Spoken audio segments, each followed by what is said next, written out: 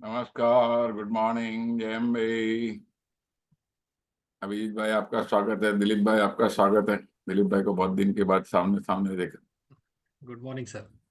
Good morning. सभी को नमस्कार, सभी को जय अम्बे, जय जिनेन्द्र, जय हिंद, जय भारत। नमस्कार। राधे कृष्ण, राधे राधे, जय जगन्नाथ। तो हम लोग एज यूजुअल माता सरस्वती की वंदना करेंगे। सबको हमको सद्बुद्धि दे, हमेशा देती रहे, तो जिससे हमारा सबका कल्याण हो। माता सरस्वती को प्रार्थना करेंगे।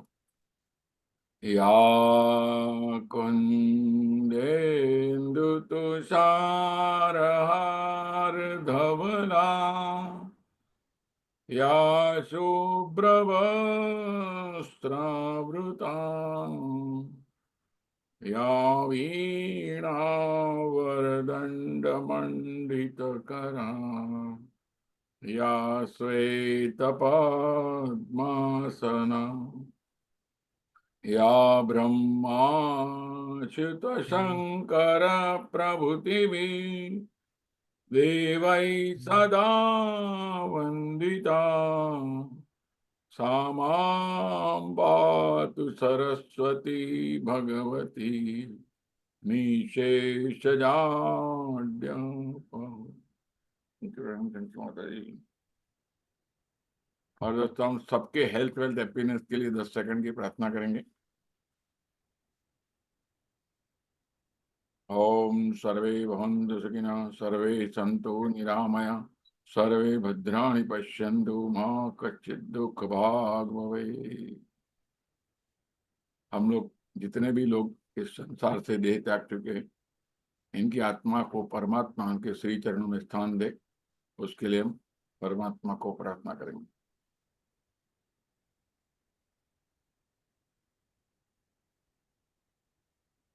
ओम सहनां भवतु, सहनौ भुनक्तु, सह वीर्यं करवावहै, तेजस्विनावधीतमस्तु मा विद्विषावहै। ओम शांति शांति शांति। तो नमस्कार, ओवर टू अभिजीत भाई। यस।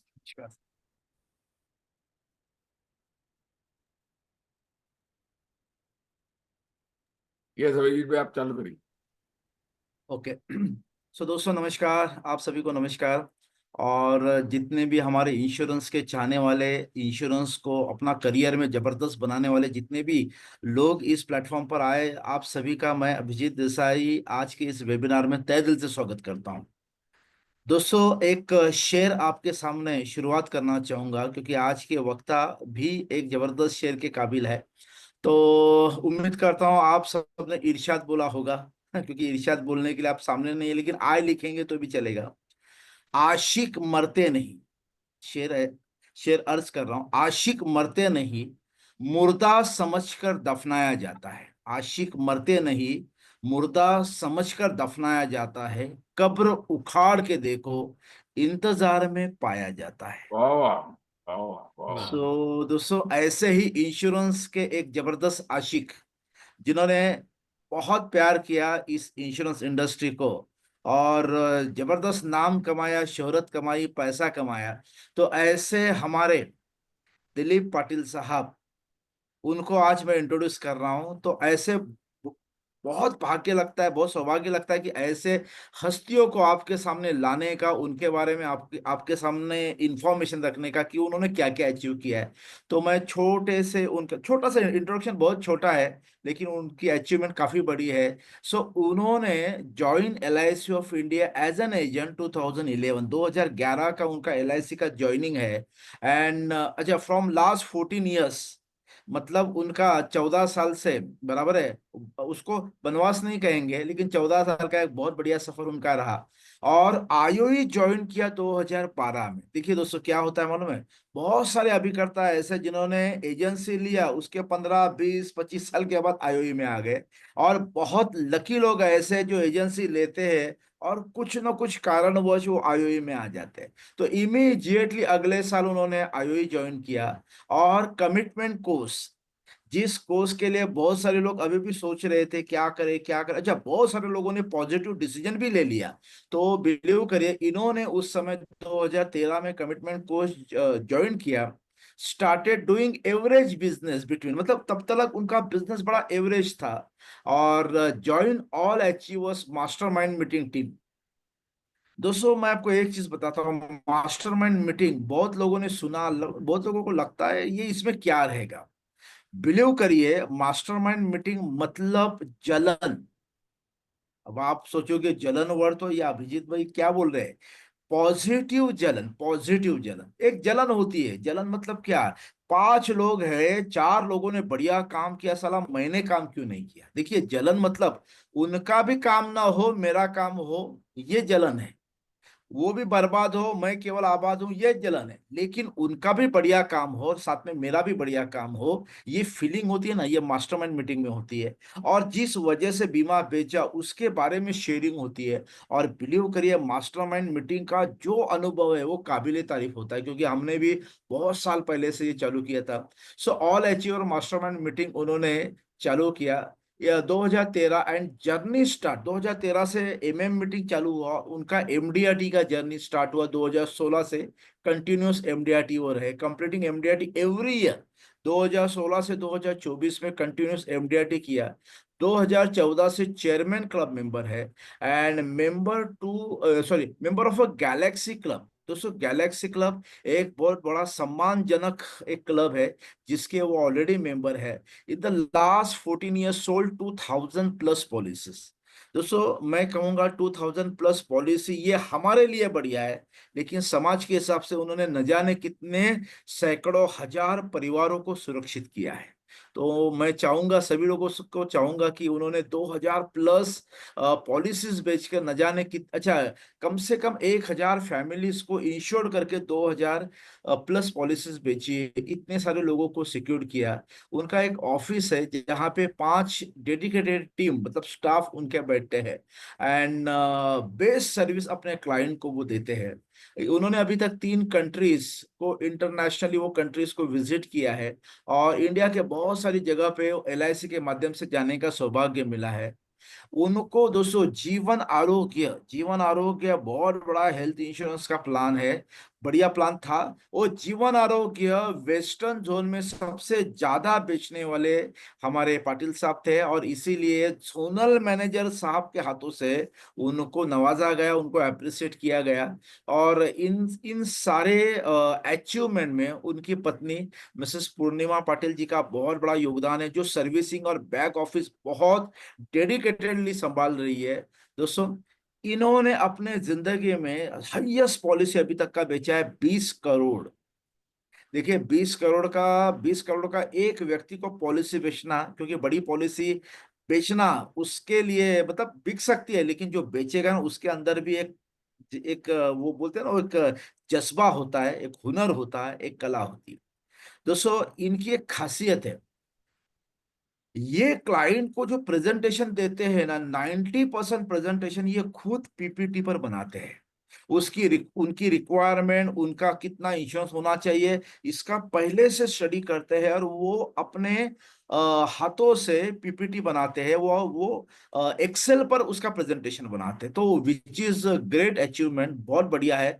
90% उन्होंने ही बताया है। सो मैं चाहूंगा ऐसी हस्ती जिनको मैं आपके सामने ला रहा हूं, मिस्टर दिलीप पाटिल जी को, तो मैं सभी से कहूंगा एक बार जोरदार तालियों से उनका स्वागत किया जाए। सो दिलीप जी अगला स्टेज आपके पास है। सो आप अपनी वाणी से हम सबको जबरदस्त प्रभावित करिए। Yes Dilip ji. Sir, good morning. Good I morning. am clear, sir. Yes sir, you are clear Yeah, audible. yeah. Sir बात करना चाहूँगा कि जब मैंने एजेंसी लिया उसके बाद से जर्नी से स्टार्ट करेंगे कि नॉर्मली क्या होता है कि हम जब इंश्योरेंस इंडस्ट्री में आते हैं तो थोड़ा सा नेगेटिविटी रहती है माइंड में कि हमें क्या करना है क्या नहीं। और माहौल ऐसा रहता है कि इंश्योरेंस किसी ये वर्ड्स ऐसा है ना, किसी को पसंद नहीं है। लेकिन इंश्योरेंस के बिना किसी का चलेगा भी नहीं, इतना ही पक्का है। सही बात। तो नॉर्मल इंश्योरेंस एजेंट बोला तो नॉर्मली क्या होता है कि हमारे जो दोस्त रहते हैं वो धीरे धीरे हमारे से हट जाते हैं क्योंकि आज नहीं तो कल ये हमें पॉलिसी देगा, हमारे पीछे दौड़ेगा। ये अनुभव मेरा है, क्योंकि मैं भी टाटा मोटर्स में काम करता था। मैंने जॉब लीव किया है, 5 साल हो गए अभी जॉब लीव करके, फुल टाइम एजेंट हूँ। लेकिन जब मैंने एजेंसी लिया उसके बाद में ऐसा पता चला कि मेरे दोस्त मेरे से कम बात करने लगे हैं। और उसके बाद में फिर उनसे जब हम बैठते थे कंपनी में, बातें करते थे, तो थोड़ा अवॉइड करते थे मुझे। तो वो जर्नी स्टार्ट हुआ वहां से। लेकिन थोड़ा एक लर्निंग का एक बचपन से आदत है कि कुछ सीखना है हमें ये इंडस्ट्री में आने के बाद। तो 2012 में मैंने सर्च किया और आईओई ज्वाइन किया मैंने। आईओई ज्वाइन किया मीन्स एक लिपलेट आया था, और मेरे डीओ ने मुझे लिपलेट दिया कि दिलीप एक कोर्स है, यानी कि जैसे हम गेस्ट सेशन लेते हैं उसको आपको जाना है। तो जो एजेंट मेरे साथ आया था, हम दोनों ने एक 50 रुपीज कुछ था उसका फीस। तो वो कूपन लिया और हॉल में एंट्री किया वहां पे। उसके बाद में जब क्लोजिंग हुआ, अमोल सर का गेस्ट सेशन था तब। तो जब लास्ट में आते हैं तो अमोल सर ने कुछ कॉम्बिनेशन आइडियाज दी वहां पे। लेकिन कोर्स का रजिस्ट्रेशन था वहां पे। तो कोर्स रजिस्ट्रेशन में जो मेरे साथ एजेंट मेरा बंधु आया था, उसने बोला कि दिलीप रजिस्ट्रेशन नहीं करना है, ये इनका एक मार्केटिंग स्ट्रेटेजी रहता है, कुछ आउटपुट नहीं आता है उसमें से। तो मैंने इसे सोचा कि चलो, अभी अपना सीनियर मुझे बता रहा है तो मैंने रजिस्ट्रेशन नहीं किया। और जब रजिस्ट्रेशन नहीं किया तो हम निकले बाहर हॉल में से। बहुत एजेंट दोस्त थे, क्योंकि हॉल पैक था गेस्ट सेशन में। और उनकी बातें सुन रहा था, नहीं अरे ये कॉम्बिनेशन अच्छा है, ये इसमें ये प्लान मिक्स है ऐसा। तो मैंने क्या किया, वो नोट्स बना के रखा था। और नेक्स्ट डे में नॉर्मली ऑफिस से आने के बाद लोगों से मिलता था। तो उस 2-3 दिन में जब मैंने वो बात, जो कॉम्बिनेशन दिया था उसके ऊपर बात करना चालू किया, तो वहां से मुझे अच्छा प्रीमियम कलेक्ट हुआ। तो उसका कमीशन हम सोचेंगे वहां पे, तो एक 20-25 हजार का कमीशन मेरा जनरेट हुआ था। दोस्तों, एक गेस्ट सेशन अटेंड किया था जिसका एक कॉम्बिनेशन मिला था, जिस कॉम्बिनेशन को समझा के 20-25 हजार कमा लिया। Very good sir, great great. तो, तो वो एक समझ में आया कि अरे, हमने तो 50 रुपया दिया और 20-25 हजार वहां से मिल गया। तो क्यों ना हम इसका कुछ कोर्स का, ये लोग जो ऐड कर रहे हैं उसमें हम ज्वाइन हो सकते हैं। तो उसके बाद में मैंने फिर क्या किया, सर्च किया, और राकेश तब फॉलोअप लेता था पूना में। तो राकेश से मेरी बात हुई, और राकेश ने एक डेक्कन में सेमिनार था, तो सर आप वहां पे आ जाइए, हम मिलते हैं वहां पे। तो जीवन अंकुर करके प्लान था तब। तो जीवन अंकुर का सेशन अमोल सर लेने वाले थे वहां पे। तो वहां पे सेशन चलते समय ही, जाते समय ही मैंने रजिस्ट्रेशन कर लिया कॉम्बिनेशन स्कोर का। तो कॉम्बिनेशन कोर्स किया मैंने। तो कोर्स करने के बाद ये सेशन खत्म हो गया। जीवन अंकुर का सर ने जो दिया वो पॉइंट्स मैंने नोट कर लिए। और मुझे याद है कि 2012 10 और 11 फरवरी को पुणे में गेस्ट सेशन अपना कोर्स था, कॉम्बिनेशन कोर्स था 3 दिन का। तो कोर्स के दरमियान मेरा एक पास के दोस्त की लड़की का शादी था। तो मैंने सर से परमिशन लिया। ये मैं क्यों बता रहा हूँ कि इसमें कुछ मिस हो गया था मेरा। तो लास्ट यानी कि 4 बजे के बाद लास्ट जो सेशन अपना कोर्स का कंटेंट रहता है, तो वो मिस हो गया मेरा। और मैं शादी को निकल गया, और सेकंड डे फिर से ज्वाइन कर दिया मैंने। लेकिन जो सर ने एक्सप्लेन किया था वो मेरा मिस हो गया था, क्योंकि पूरा नोट्स में वो एक पैराग्राफ मिस था। तो वहां पे मैंने जब कोर्स खत्म हो गया और मैं घर पे आ गया, और उसके बाद में मैं जिम में वर्कआउट यानी कि रेगुलर जिम में जाता हूँ। तो वहां पे एक बापट करके मेरे एक फ्रेंड है, इज HSBC बैंक के टॉप एग्जीक्यूटिव डायरेक्टर थे वहां पे। वो जब हम वर्कआउट कर रहे थे तो उन्होंने मुझे बोला कि दिलीप, एक मेरा इंश्योरेंस और कुछ आप देख सकते हैं क्या, फाइन इन्वेस्टमेंट के बारे में। मैंने बोला सर, मिलता हूँ। उनके पास जाने के बाद मैंने उनको प्रेजेंटेशन बताया। और प्रेजेंटेशन बताने के बाद, या अभी नंबर याद नहीं, लेकिन वो 42C कुछ कंसेप्ट था। तो वो कंसेप्ट मेरा मिस था, लेकिन वो होल लाइफ पेंशन का कंसेप्ट था वो। लेकिन वहां पे जो मैंने मिस किया था, वो प्रेजेंटेशन मैंने उनको एक ओरली दे दिया। लेकिन निकलने के बाद पहला मीटिंग हुआ, और निकलने के बाद मुझे याद था कि मुझे प्लान मालूम नहीं है उसके, तो क्या करना चाहिए। और उसके बाद में उसका प्रेजेंटेशन बनाना है तो कैसे बना सकते हैं। तो मैंने फिर अमोल सर को कॉल किया। अमोल सर ने फिर मुझे थोड़ा वहां पे गाइड किया, और मुझे वो फैमिली से तब मुझे ऑलमोस्ट एक 3,20,000 का प्रीमियम मैंने कलेक्ट किया। वाह, ग्रेट ग्रेट औ- ग्रेट, बढ़िया। और वो जब जर्नी स्टार्ट हुआ तो मुझे याद है कि वहां से मैंने कभी मुड़ के नहीं देखा कि मुझे प्रॉब्लम्स है या कोई प्लान सेल करने में मुझे दिक्कत आ रही है। तो ये जर्नी स्टार्ट हुआ, और उसी दरमियान 2013 में मैंने 2012 और 13 के बीच में 450 पॉलिसी सेल की थी। वाह, 200 450 पॉलिसी सेल किया। मैं चाहूंगा सभी को अप्रिशिएट तो होना चाहिए, क्लैप तो होना चाहिए। ग्रेट सर, बढ़िया बढ़िया। यस सर, प्लीज और कैरी। 450 पॉलिसी सेल करने के बाद, हाँ, मुंबई में मैं कमिटमेंट कोर्स के लिए ज्वाइन हुआ नहीं था। बट वहाँ पे कोर्स करने गया तो वहाँ पे मुझे दीपक भाई मिले, और उनको कुछ सीनियर एजेंट्स ने बताया कि दिलीप काम करता है, इसका ऐसा ऐसा बिजनेस है। तब उन्होंने मेरा एक वीडियो शूट किया कि दिलीप 450 पॉलिसी कैसे से तू सेल किया है, उसका एक छोटा सा वीडियो हमें दे। तो तब वो मुझे याद है सिटी पॉइंट में जो हम मिले थे, और वहां पे वो वीडियो शूट हुआ। और उसके बाद में फिर म- मुझे जो बिजनेस आया, वो बिजनेस से कमिटमेंट कोर्स की बात वहां पे चल रही थी।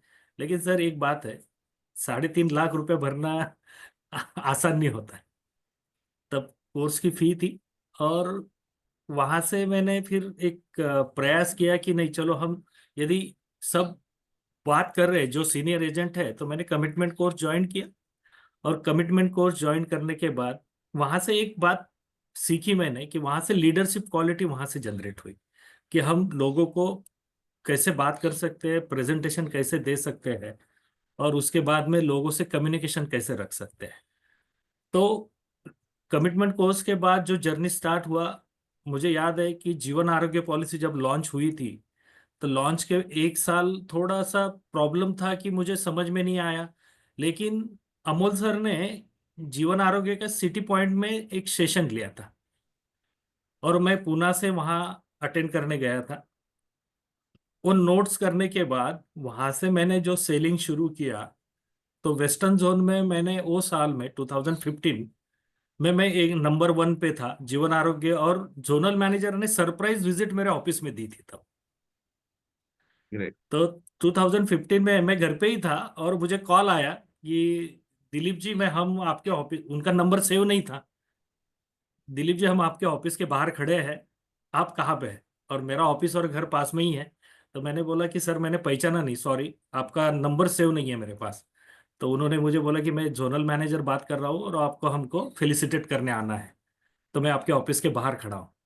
तब मैं घर से फ्रेश होके 5-10 मिनट लगा मुझे जाने में, और ऑफिस ओपन किया। उसके बाद में उन्होंने मुझे फेलिसिट किया, और एक अपॉर्चुनिटी मिली मुझे कि जो ट्रेनिंग सेंटर है, ट्रेनिंग सेंटर में उन्होंने मुझे बोला कि दिलीप आप हमारे जो LIC के एग्जीक्यूटिव है सब, उनका ट्रेनिंग रखा है जीवन आरोग्य के ऊपर। तो वहां पे आपको बात करना है कि आप कैसे सेलिंग करते हो, और जैसे कोई प्रॉब्लम आती है, आप कस्टमर से कैसे बात करते हैं और उनको कैसे समझाते हैं, वो उनको बताना है। और क्या क्या प्रॉब्लम्स आती है लोगों की, आपको क्वेश्चन जो आते हैं, वो उनको बताना है, तो हम अच्छी सर्विस दे पाएंगे। तो मुझे JTC जो निगड़ी में है, वहां पे मुझे प्रेजेंट करने का 1 घंटे का मौका दिया गया कि आप 1 घंटा बात कर सकते हैं, और ज्यादा समय भी ले सकते हैं। तो मैं जो जीवन आरोग्य का प्रेजेंटेशन देता था, वो प्रेजेंटेशन दिया। और उसके बाद में फिर जो हम बोलते हैं ना कि नेम एंड फेम, उसके लिए सब काम करते हैं। तो वहां से जो जर्नी स्टार्ट हुआ कि LIC के जो ऑफिसर्स है, से मैनेजर सेल्स है, वो मुझे पहचानने लगे। और एक क्रेडिटेबिलिटी जो बोलते हैं कि वहां से एक अच्छा फीलिंग जनरेट हुआ कि नहीं अरे हम अच्छे फील्ड में हैं और अच्छे पैसा भी हम जनरेट कर रहे हैं। तो वो जर्नी वहां से स्टार्ट हुआ। और मुझे याद है कि 2016 की बात मैं करूंगा। 2016 में यही काम करते करते हमने एक कोर्स किया था, क्राउन एम्बेसडर।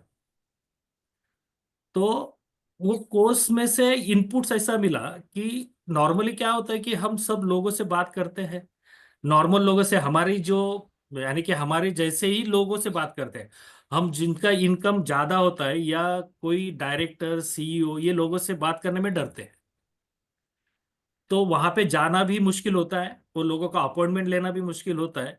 लेकिन क्राउन एम्बेसडर कोर्स में मैंने जो जर्नी स्टार्ट हुआ, वहाँ जो सीखा और वो इम्प्लीमेंट करना शुरू किया। मैंने मेरा एक पर्सनल असिस्टेंट भी रखा। उसके बाद में वो कोर्स में जो जो हमें बताया गया है कि ये आपको करना है, जिसे हम बोलते हैं कि ये आपका होमवर्क है और आपको ये हमने टास्क दिया है, तो वो टास्क मैंने कंप्लीट करना शुरू किया। और हमारे पूना के जो भी इंडस्ट्रियल एरिया है वहां पे जाना चालू किया। और वहां से जो मेरा बिलीफ स्टार्ट हुआ और मुझे जो फियर था वो फियर निकलना शुरू हुआ। तो मैं कंपनी के डायरेक्टर सीईओ ये लोगों को, उस वो साल में मेरा बिजनेस बहुत कम हुआ था, ये भी मैं बताता हूँ कि ऐसा नहीं कि मेरा बिजनेस बहुत हो गया और मैं कुछ। क्या हुआ कि जब हम कुछ अलग काम करना शुरू करते हैं तो बिजनेस कम होता है। तो वहां से मेरा वो साल में जब मैं 450 पॉलिसी 2013-14 में कर सकता हूँ, 12-13 के बीच में, और वहां पे मेरी पॉलिसी हुई ओनली 80 पॉलिसी। तो बिजनेस थोड़ा कम हो गया लेकिन वहां से टिकट साइज बढ़ गया। और ये लोगों के साथ क्या बात करना है, उनके क्वेश्चंस क्या होते हैं, उनकी रिक्वायरमेंट क्या होती है, ये चीज मैंने वो कोर्स से सीखा। और वहां से मुझे आज की तारीख में याद है कि मैं किसी भी पर्सन के साथ बैठ के प्रेजेंटेशन दे सकता हूँ, वो सीईओ रहने दो, डायरेक्टर्स रहने दो या कंपनी ओनर्स रहने दो। उसकी नीड एनालिसिस करना है, उसकी पर्सनैलिटी जज करना है, उसके पर्सनैलिटी के हिसाब से उसको क्या प्रोवाइड करना है, ये आज के तारीख में मैं सीखा हूँ वो कोर्स की वजह से। अच्छा तो दोस्तों, इन्होंने एक बहुत अच्छी फैंटास्टिक बात दिलीप कही। भाई। दिलीप भाई बहुत फैंटास्टिक। हाँ प्लीज। मैं ये दिलीप भाई की बात सुन रहा था, मुझे एक चीज लगा, उनको अगर उनके डेवलपमेंट ऑफिसर ने अगर गेस्ट स्टेशन का पास नहीं दिया होता तो पूरी जर्नी अलग होती। एक छोटा सा सेशन कितने लोगों की जिंदगी बदली कर देता है। तो that is most important. Dilip भाई बहुत अच्छा लगा, आपको तो बहुत टाइम हम सुन चुके पर्सनली, हम तो कमिटमेंट में मिलते रहते, लेकिन जो आपकी छोटी छोटी जर्नी है ना, आज बहुत लोगों को पता चल रही। Great great. दीपक भाई, लेकिन उनके एक साथी ने क्या कहा, जाना मत, मार्केटिंग हो रहा है। वो तो जिसको देखो मार्केटिंग सीखना है वो मार्केटिंग सीखता है, जिसको मार्केटिंग से प्रॉब्लम है वो खुद को भी मार्केटिंग का प्रॉब्लम ही आता है। उनको लग रहा है कि मैं मार्केटिंग गलत है तो वो भी नहीं करते फिर, और फिर वैसे ही रह जाते। अच्छा दिलीप, ये पाटिल साहब ने एक हाँ बहुत सर। अच्छी बात की कि मेरा काम उस साल कुछ हुआ ही नहीं, केवल हाँ 85 पॉलिसी हुआ। तो दोस्तों, कितने लोगों को झटका लगा होगा, सर 85 पॉलिसी बेचकर भी बोलते हैं मेरा काम नहीं हुआ। सो 450 से 85, वैसे भी काफी, 85 भी कोई छोटा फिगर नहीं है। बहुत सारे लोगों का साल भर में 50 नहीं होता, आपने 85 कर डाला था। ठीक है, लेकिन साइज बढ़ गई दोस्त। क्या होता है, यस। कुछ और स्पेशल ट्रेनिंग होता है ना, आदमी वही है, बोलना वही है, केवल उसका जो फिगर हो, जो कंसेप्ट है और जो फिगर है वो बढ़ जाता है। तो इसकी वजह से उनका बड़ा बिजनेस हुआ। यस ठीक। दिलीप जी। और पहला एमडीआरटी उस साल में हुआ सर। गुड, वाह। पहला इंडिया टीम। Great great. तो वहां से फिर जो कॉन्फिडेंस, लेकिन दिलीप भाई 450 पुलिस बेहतर एमडीआरटी नहीं हुआ था क्या? 450 पॉलिसी नहीं हुआ था, टिकट वाह। साइज छोटा था सर बहुत। हाँ जी। मतलब आप सोचो कितने छोटे लेवल से लेके कितने बड़े लेवल तक पहुंच गए। ग्रेट दिलीप।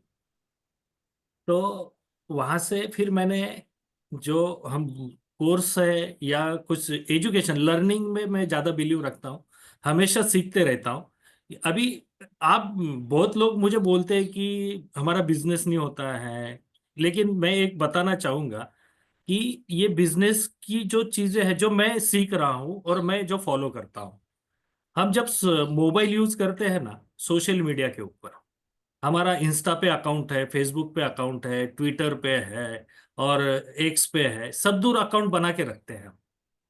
लेकिन ये अकाउंट में हम किसको फॉलो करते हैं, और वो फॉलो करते समय यदि आज प्रॉब्लम्स है, तो प्रॉब्लम्स क्या है लोगों की, यानी कि मेरी भी प्रॉब्लम्स वही थी, लेकिन प्रॉब्लम्स क्या है कि वहां पे हम जिसको फॉलो कर रहे हैं ना वही दिमाग में चलता है।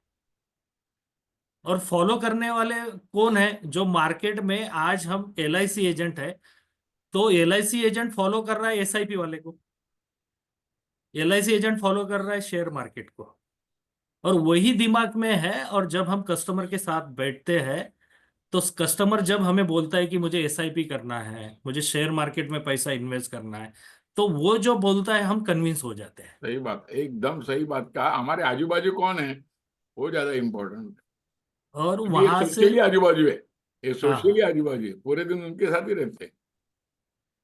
और वो लोगों को फॉलो करने की वजह से क्या हुआ है कि हम जब मीटिंग में बैठते हैं ना, सबकॉन्शियस माइंड में वो चलते रहता है। और जब वो एसआईपी या अदर प्रोडक्ट, एसआईपी छोड़ दो, जो अदर अदर प्रोडक्ट बताता है क्लाइंट, तो वहां पे हम उसको फॉलो करते हैं। और वो जब बोलता है कि नहीं ये सही है, इसमें हम हमें ज्यादा बेनिफिट्स होगा, हम कन्विंस हो जाते हैं और वहां से निकल जाते हैं कि सर ये ऐसा ऐसा है, ये मैं नहीं कर सकता। तो वहां से निगेटिविटी जनरेट होती है। मैंने 2016 के बाद मैंने एक समझा है कि जो हमें देना है ना, पहले तो हमें सीखना पड़ेगा, और सीखने के बाद उसे इम्प्लीमेंट करना पड़ेगा। अभी पीपीटी जब मैं मुझे याद है कि यदि आप एवरेज देखेंगे, तो 60 से 18% ही लोग पीपीटी यूज करते हैं प्रेजेंटेशन में, या नोटबुक्स पे प्रेजेंटेशन देते हैं। तो वहां पे क्या होता है कि जब हमें कस्टमर कनेक्ट ही नहीं होगा, तो हम प्रेजेंटेशन कैसे देंगे। हम ओरली बात करते हैं, कुछ कैलकुलेशंस नहीं देते। रिजल्ट कब आता है, जब आप उसे नोट करके प्रेजेंट करेंगे, तब तब रिजल्ट आता है। और जब कोई फिगर्स हमें लिखना है, सिंपल सी बात है, यदि मुझे 100 रुपीज भी लिखना है, 100 भी लिखना है, तो मैं बात करके लिखना नहीं होगा, मुझे हाथ से ही लिखना पड़ेगा। सही बात। और हाथ से जब मैं लिखूंगा, तब वो सामने वाला आदमी देखेगा कि इसने 100 रुपया लिखा है या 10 रुपया लिखा है। जब हम ये प्रेजेंटेशन सामने वाले आदमी को हमारे स्क्रीन पे बताएंगे, अदरवाइज हमारे नोटबुक पे प्रेजेंट करेंगे, तब जाके वो कनेक्ट होता है।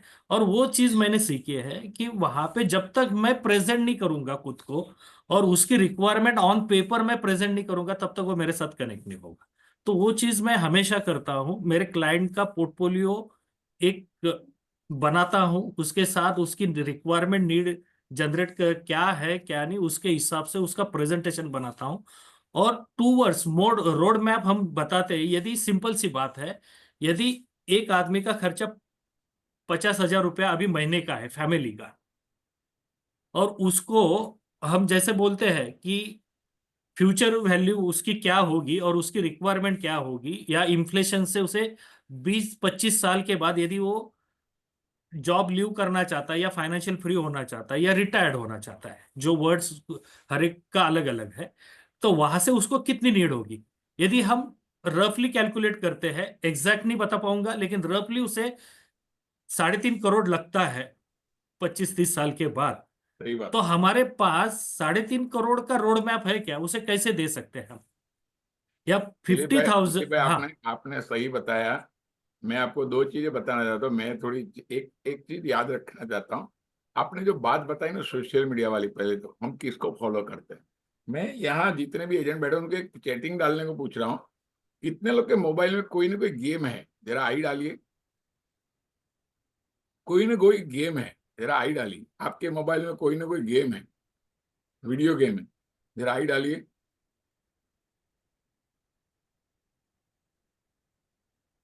जिसका है वो डालिए आई। यस। मैं देखता हूँ दिलीप भाई, जो लोग के मोबाइल में गेम होता है ना कहीं गेम खेलने लग जाते हैं।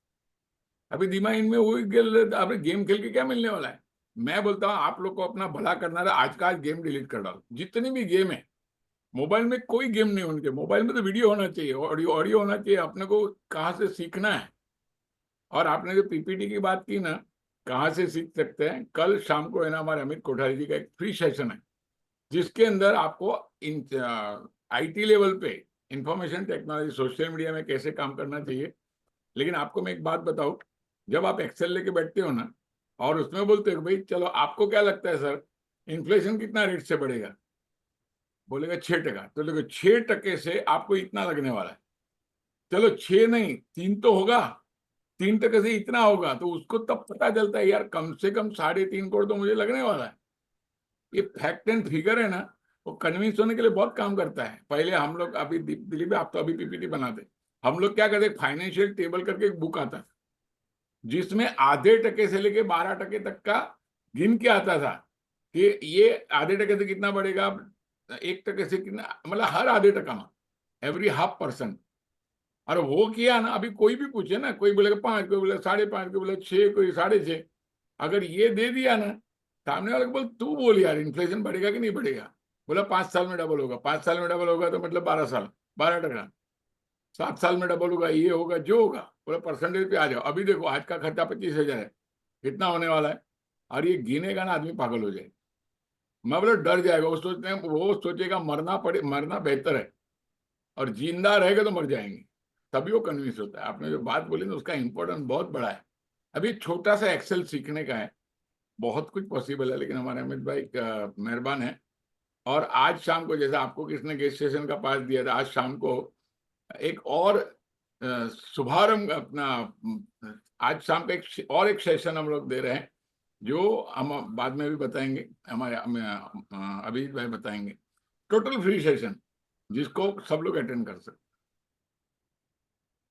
तो वो जब हम ये बात करते हैं ना सर कि उसको कितना लगने वाला है, उसका रोड मैप हमारे पास होना चाहिए। क्योंकि जब हम कोई भी जर्नी स्टार्ट करते हैं ना, तो डेस्टिनेशन पहले डिसाइड करते हैं, और डेस्टिनेशन डिसाइड करने के बाद टूवर्ड जर्नी कैसे करना है, लग्जरी करना है, इकोनॉमी करना है, या एक लो लेवल पे करना है, तो वो जर्नी हमें डिसाइड करना है। तो ये लाइफ जर्नी है। लाइफ जर्नी लॉन्जेविटी कितनी है, किसी को मालूम नहीं है। जैसे बोला जाता है कि दो चीजें हैं, कि बर्थ एंड डेथ, ये किसी को मालूम नहीं है। तो ये लाइफ जर्नी किसी को मालूम नहीं कि किस हिसाब से चलने वाली है, लेकिन उसका जो जर्नी है हम डिसाइड कर सकते हैं कि हमें कौन से लाइफ स्टाइल में जीना है, या इकोनॉमी में जीना है या लग्जरी में जीना है। तो ये जो चीज है ना, जब हम वो रोड मैप बताते हैं कि आज आपका खर्चा इतना है और कल जाके इतना लगने वाला है, तो टूवर्ड्स आपको इन्वेस्टमेंट इतना करना पड़ेगा, तब जाके आप सर्वाइव कर सकते हैं। और सर्वाइव में भी चॉइस आपको है, आपको बिलो प्रायोरिटी करना है, या इकोनॉमी करना है, या लग्जरी करना है। तो ये मैं नॉर्मली प्रेजेंटेशन में जाने से, जब रिक्वायरमेंट्स आती है या मीटिंग शेड्यूल होता है, उसके पहले मैं ये पूरा उसका गोल सेट करता हूँ। और उसके ड्रीम्स क्या है, नॉर्मली क्या होता है कि हम ड्रीम्स के ऊपर बात करते हैं, लेकिन 2 साल के बाद का ड्रीम्स कैसे कंप्लीट होगा ये नहीं बता सकते। तो वो भी हमें वो शीट पे मैं बना के देता हूं कि आपका ड्रीम्स कब कंप्लीट होगा और आपके पास पैसे की अवेलेबिलिटी कब रहेगी तब। तो ये चीज वहां पे वो कस्टमर को पता चलती है कि मैंने यदि ये पर्सन के साथ कनेक्ट रहता हूं तो मुझे फाइनेंशियल प्रॉब्लम नहीं आएगी, और मैं जो सोच रहा हूं वो मेरी सोच एग्जैक्टली इंप्लीमेंट होगी, और उसका मैं बेनिफिट ले सकता हूं, और फैमिली मेरी हमेशा हैप्पी रहेगी। तो ये मैं नॉर्मली प्रेजेंटेशन में देता हूं। और मैं आज तक मुझे याद है कि मैं दिलीप जी, किसी इसमें भी, मैं एक चीज ऐड करना, मतलब एक चीज इन्फॉर्म करना चाहूंगा दोस्तों। दोस्तों, हमेशा जो क्लाइंट डिसीजन लेता है ना, वो राइट माइंड से लेता है, राइट दिमाग हमेशा डिसीजन लेता है। और राइट दिमाग इन्फ्लुएंस किससे होता है? फिगर। आपने अगर वहां पे कुछ लिखा है, कैलकुलेशन किया है, बिलीव करिए उसका दिमाग उसको पकड़ लेता है, मतलब हाँ या और ना। वो जो फिगर देखने के बाद वो डिसाइड करता कि yes I want to go for this. उन्होंने कहा ना कि मेरा फाइनेंशियल पूरा पोर्टफोलियो दिलीप पाटिल जी संभालेंगे, वो जो विश्वास आता है ना, that is because of scientific, उन्होंने जो प्रूव किया इसके लिए। तो मैं सभी को कहूंगा दोस्तों, एक्सेल शीट का बहुत बड़ा यूज होता है। अच्छा, किसी ने पूछा था कि दिलीप जी आप एक्सेल शीट आपने कहाँ से सीखी? पीपीटी बनाना, एक्सेल शीट बनाना कहाँ से सीखा? तो थोड़ा एक लाइन में उसका भी जवाब दे दीजिए, बहुत सारे सर लोगों को उसका जवाब मिलेगा। सर ये एक्सेल सीट सीखना है, मेरे पास अभी भी मोबाइल है। और यहाँ पे यदि मैं यूट्यूब पे चला जाऊंगा तो सोशल मीडिया का यूज कैसे करना है, जो मुझे याद है कि अमोल सर ने एक सेशन में बताया था कि सोशल मीडिया शाप की वरदान, यानी कि वो आपके लिए फायदेमंद है या नुकसानदायी है, इसके ऊपर उन्होंने एक सेशन लिया था। तब से मुझे याद है कि मैंने यूट्यूब के ऊपर जो फ्री सेशन रहते हैं ना एक्सेल के, उसके ऊपर से पॉज करना है, उन्होंने जो बताया पॉज करना है, और लैपटॉप पे ऊपर उसका काम करना है। पॉज करना है, लैपटॉप के ऊपर सीखना है। मैंने कोई कोर्स नहीं किया है, लेकिन जो सोशल मीडिया के ऊपर फ्री कंटेंट आते हैं उसको मैंने फॉलो किया, और वहां से सोशल मीडिया अभी नॉर्मली क्या होता है कि हम यूट्यूब पे से कोई एक्सेल सिखाना चाह रहे थे, हम जाते ही नहीं वहां पे। लेकिन वहां पे जो फॉर्मूले हैं, वो फॉर्मूले भी मैंने वहां से ही सीखा कि उसका स्क्रीनशॉट निकाल लेना है, या उसको पॉज करना है, वो देखना है, डायरी में लिख के लेना है, और वो फॉर्मूले। और उसके बाद में पता चला कि गूगल पे हम यदि सर्च करते हैं तो गूगल पे फॉर्मूले रेडी मिल जाते हैं, बस उसको आपको इम्प्लीमेंट करना है एक्सेल में। तो वहां से मैंने एक्सेल सीखा है। सिंपल है, कोई कोर्स करना नहीं है, कुछ किधर जाना नहीं है, लेकिन जो सोशल मीडिया पे फ्री ऑफ कॉस्ट मिलता है, वहां से आपको जर्नी स्टार्ट हो सकता है। और उसी तरह से मैंने पीपीटी भी जो बनाता हूँ, पीपीटी का भी फ्री वर्जन मैं देखता हूँ।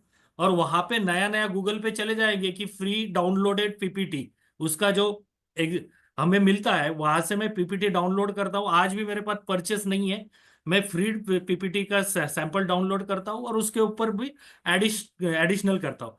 और मैं प्रेजेंटेशन देते समय प्लान कभी भी नहीं बताता हूँ। आज भी मुझे आप बोलोगे कि सर आपके प्लान कितने आपके दिमाग में है या आपको याद है, मुझे 4 से 5 ही प्लान याद रहेंगे, बाकी के नहीं याद रहेंगे। क्योंकि मैं प्रेजेंटेशन देते समय कभी एलआईसी का नाम भी नहीं लेता हूँ, और उसका कौन सा प्लान देने वाला हूँ वो भी मैं कभी बताता नहीं।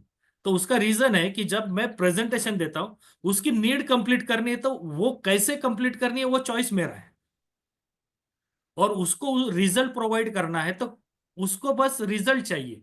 जब कोई आदमी आपको पैसे देता है तो वो कोई चीज परचेस करता है। चीज परचेस करने के बाद वो चीज के दो चीज उसमें होती है, एक तो क्वालिटी अच्छी होनी चाहिए, और यदि हम खाने की चीज परचेस करते हैं तो क्वालिटी अच्छी होनी चाहिए और स्वाद अच्छा होना चाहिए। यदि आप कोई यूज करने के लिए चीज, वो लंबे समय तक चलनी चाहिए और उसकी क्वालिटी अच्छी होनी चाहिए, यही चीज देखते हैं। तो मैं प्रेजेंटेशन में वही देता हूँ कि उसकी नीड कंप्लीट होनी चाहिए, और उसका उसको क्रंच महसूस होना नहीं चाहिए। और जो उसने डिसाइड किया है कि इतने सालों तक मैं करता हूं तो मेरा गोल अचीव होगा, वो जर्नी के दरमियान मेरा हैंड होल्डिंग उसके साथ रहेगा। तो ये चीज मैं वहां पे देता हूँ, इसलिए कोई क्लाइंट मुझे प्लान की बात नहीं करता है। जब डॉक्यूमेंट चले जाते हैं तब उनको पता चलता है कि इन्होंने एलआईसी की पॉलिसी एक दी है, बाकी की इन्वेस्टमेंट अलग, जो पोर्टफोलियो बनाते हैं उसमें उन्होंने डाइवर्सिफिकेशन किया है। It's okay. और हर साल में मेरे क्लाइंट का रिव्यू मीटिंग लेता हूँ। अभी ये रिव्यू मीटिंग क्यों लेना है ये भी मैं बताता हूँ।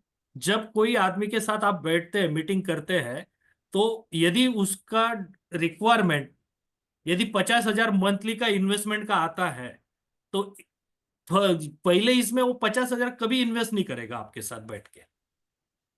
वो तो पहले आपको जज करेगा, आपकी सर्विस जज करेगा, और आप उसको क्या प्रोवाइड कर रहे हो वो देखेगा।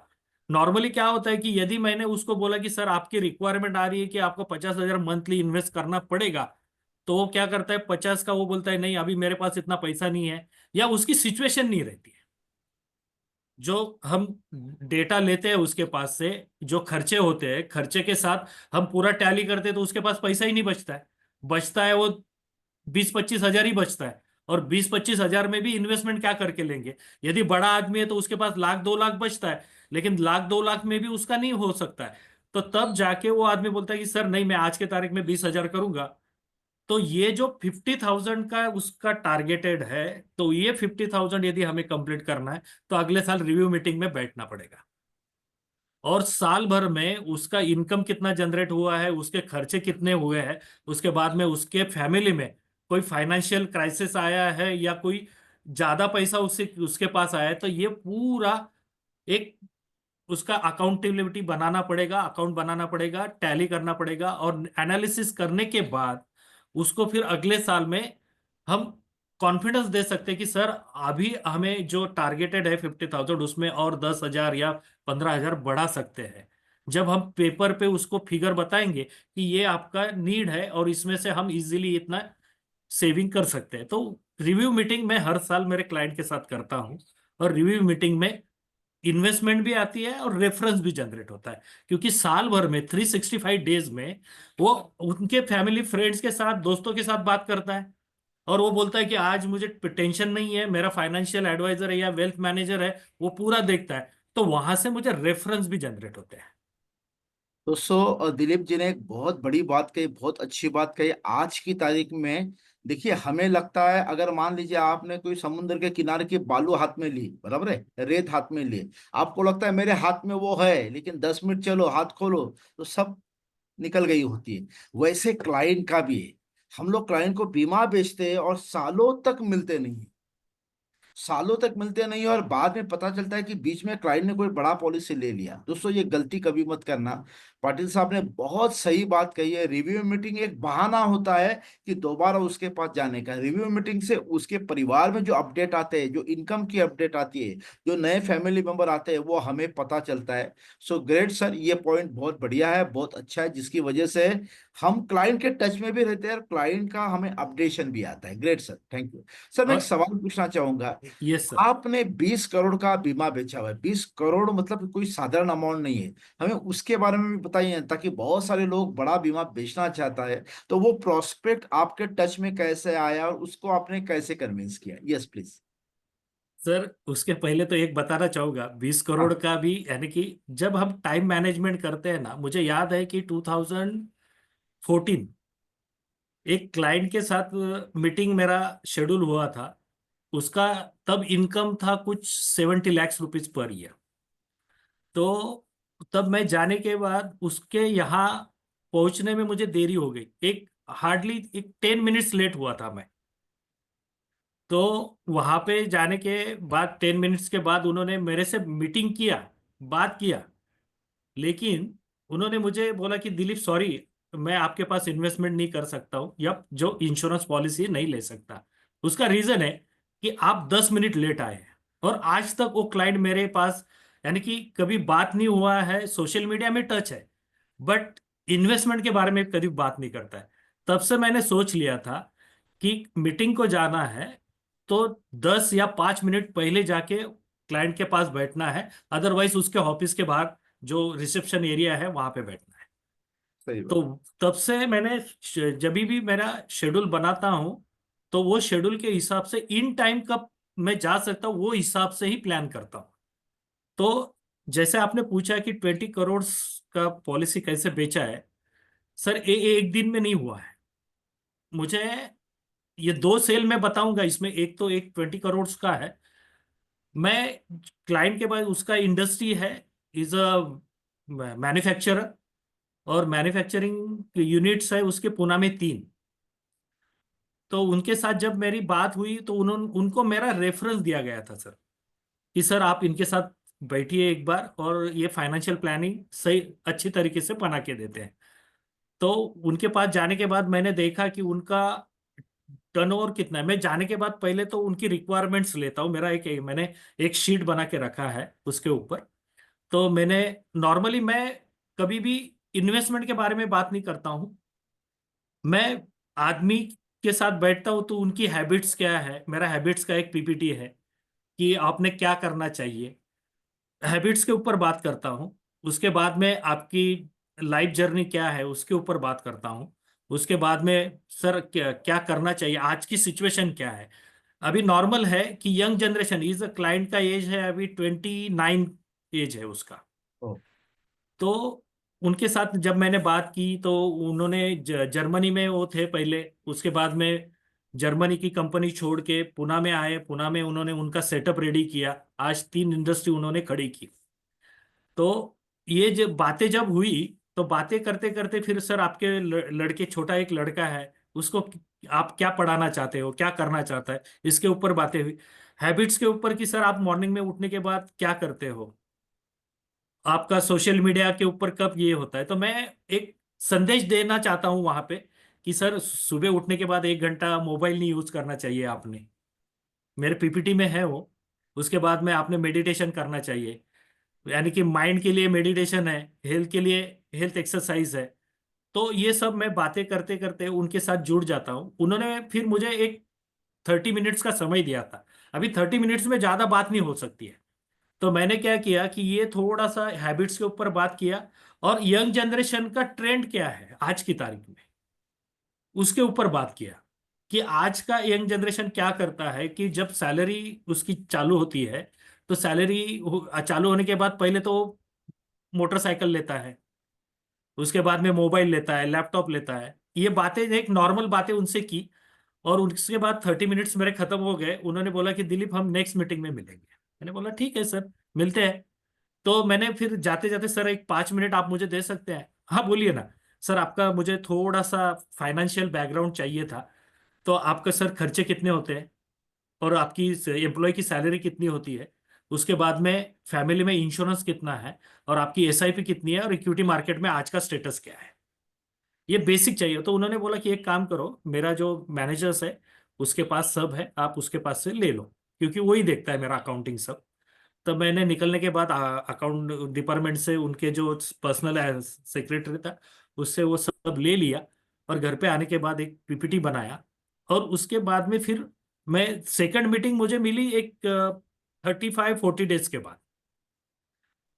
तब जाने के बाद मैंने फिर से बात की, सर आपका मैन्युफैक्चरिंग रोबोटिक्स कंपनी है पुणे में हो, तो सर आपकी रिक्वायरमेंट क्या होती है, आपको यदि आपको 100 करोड़ उनका, जब मैं गया था तब एक्साइड कंपनी का ऑर्डर चल रहा था, उसमें वो बिजी थे। तो मैंने बोला सर आपको एक्चुअली आप बिजनेस कैसे करते हैं, यानी कि आपको क्या लीड लगती है, जैसे हमारी प्रोस्पेक्टिंग लगता है उनका भी प्रोस्पेक्टिंग होता है। कि सर क्योंकि मेरे कुछ क्लाइंट है तो मैं आपको हेल्प कर सकता हूँ। तो मैं वो बोले कि दिलीप मुझे अभी मेरा प्रॉब्लम ये है कि जब वो मीटिंग कर रहे थे तो मैं बाहर था। मैंने बोला सर आपकी जो मीटिंग चल रही थी एग्जैक्ट क्या सब्जेक्ट था आपका? तो बोले सर यहाँ पे जो डिजाइनर है ना, जो मुझे डिजाइन चाहिए वो देते नहीं है। तो मेरा एक क्लाइंट है डिजाइनर, वो उस यानी कि वो इंडिया की नहीं फॉरेन क्लाइंट्स है, उनका सब डिजाइनिंग बेस संभालता है। तो मैंने तब उनको बोला कि सर मैं आपका एक काम कर सकता हूँ, मेरे जो क्लाइंट है उनके साथ हम मिल सकते हैं, और आपका ये प्रॉब्लम सॉल्व हो सकता है। तो वहां पे उन्होंने बोला कि चलेगा हम मिलते हैं। तो एक हफ्ते या 10-15 दिन के बाद मेरे क्लाइंट जो एग्जिस्टिंग क्लाइंट है उसके साथ मीटिंग हुई, और मैंने उनके साथ उनका मीटिंग करके दिया। और एक अच्छी बात हुई कि वो मीटिंग के समय उनके साथ में वो मीटिंग रूम में था। तो मीटिंग होने के बाद उनका जो प्रॉब्लम्स था डिजाइनर का, उनके पास एक 15 डिजाइनर है, तो उनसे वो आउटपुट नहीं आ रहा था। तो मैंने मेरे जो एग्जिस्टिंग क्लाइंट है उनके साथ जब मीटिंग हुआ, उनका प्रॉब्लम सॉल्व हुआ। तो प्रॉब्लम सॉल्व होने के बाद वो खुश हो गए कि दिलीप अच्छा हो गया आपने मुझे ये क्लाइंट आपके दो क्लाइंट से मिला दिया, उसका नाम हेमंत है। तो हेमंत से मिला दिया तो मेरा प्रॉब्लम सॉल्व हो गया। तो अभी हम जेवी कर लेंगे, और मेरा जो आगे का प्रोजेक्ट है 100 करोड़ का प्रोजेक्ट है, उसमें मेरा काम आसान हो जाएगा। तो मैं बोला सर अच्छी बात है।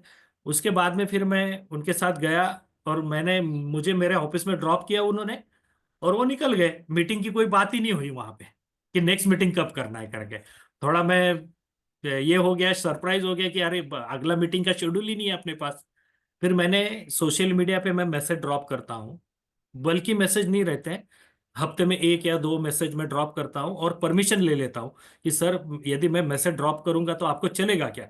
नहीं तो मैं आपको मैसेज नहीं ड्रॉप करूंगा, अदरवाइज मेरा फोन आ जाएगा आपको, या कोई आपको इंफॉर्मेशन के लिए या कोई अच्छा मैसेज रहेगा तो मैं भेजूँ क्या आपको, ये परमिशन ले लेता हूँ। उसके बाद में फिर मैं उनको मैसेज ड्रॉप करता हूँ।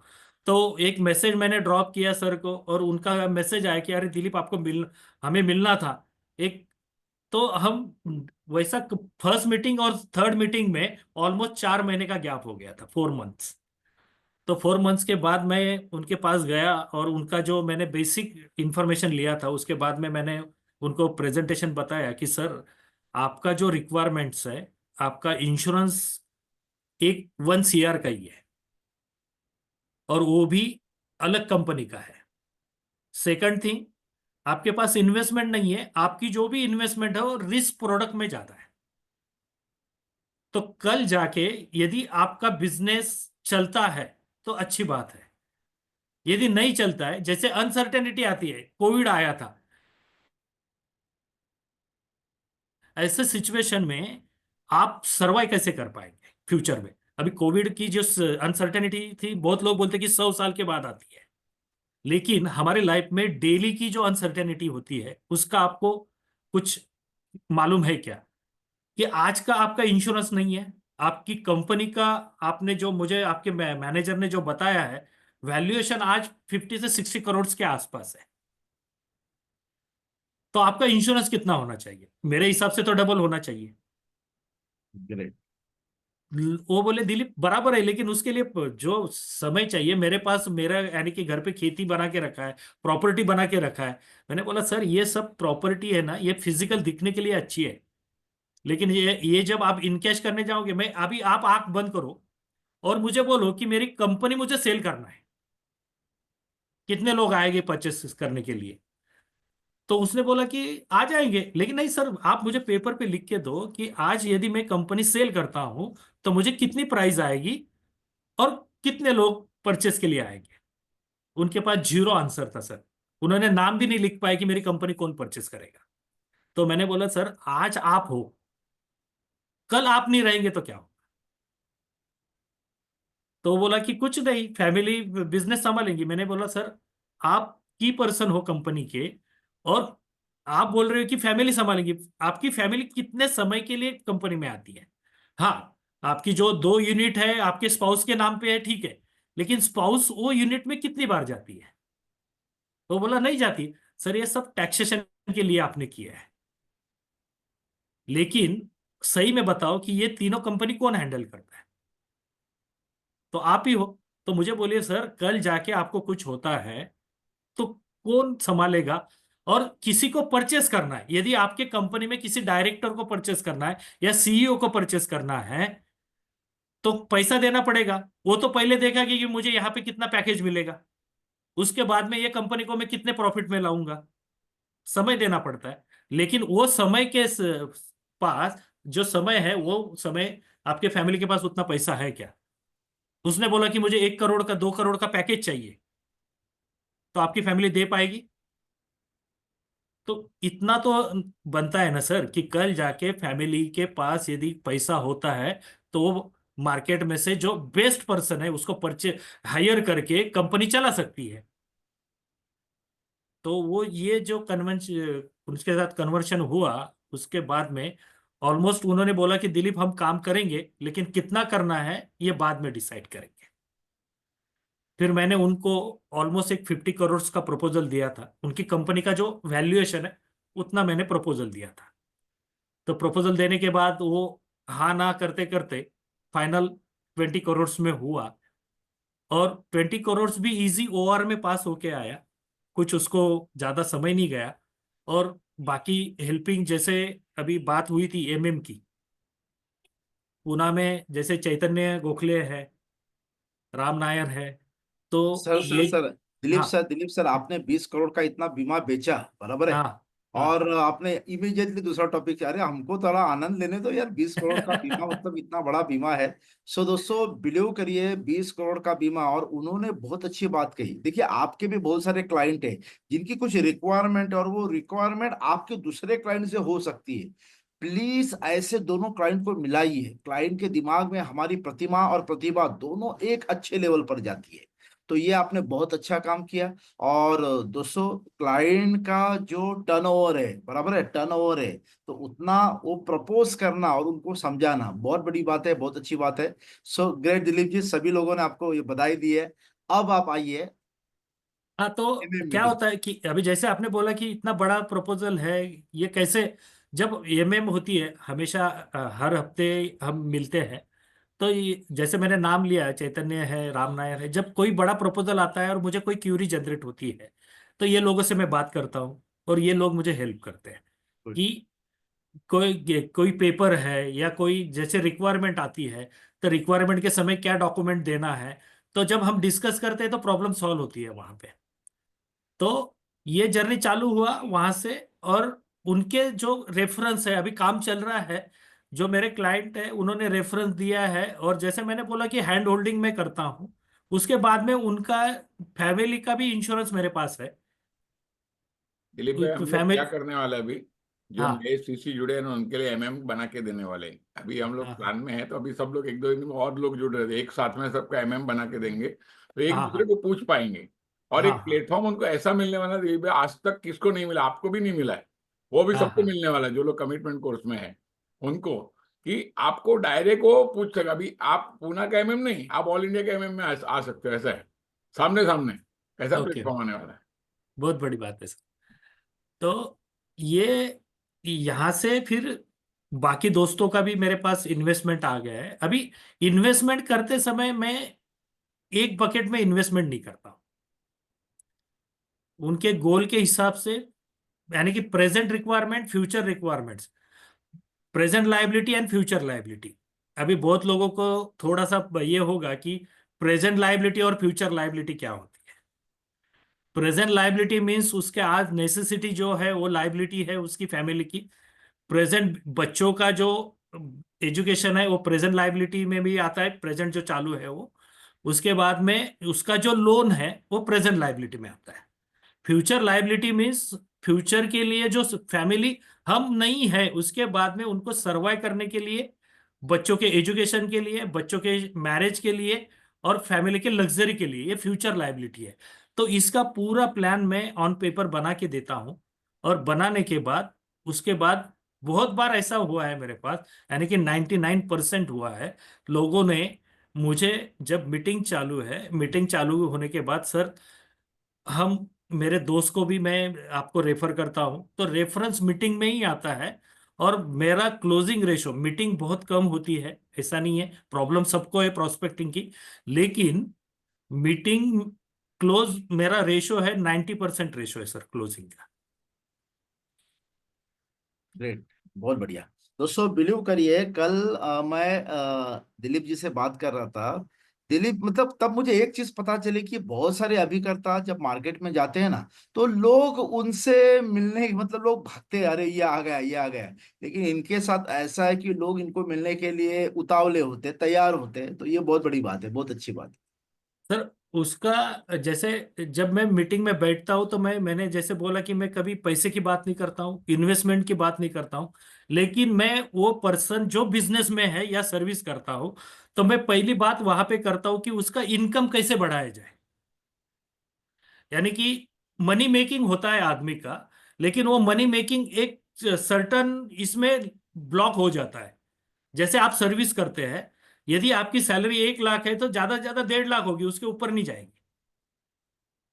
प्रमोशन है, इंसेंटिव है, 1.5 लाख के ऊपर नहीं जाएगी। जैसे बिजनेस है, बिजनेस भी एक सेगमेंट में चलता है, उसके बाद में वो नहीं बढ़ता है। तो मैं उसके मनी मेकिंग के ऊपर बात करता हूँ, मनी मेकिंग कैसे बढ़ा सकते हैं, मनी मेकिंग कैसे ज्यादा कर सकते हैं।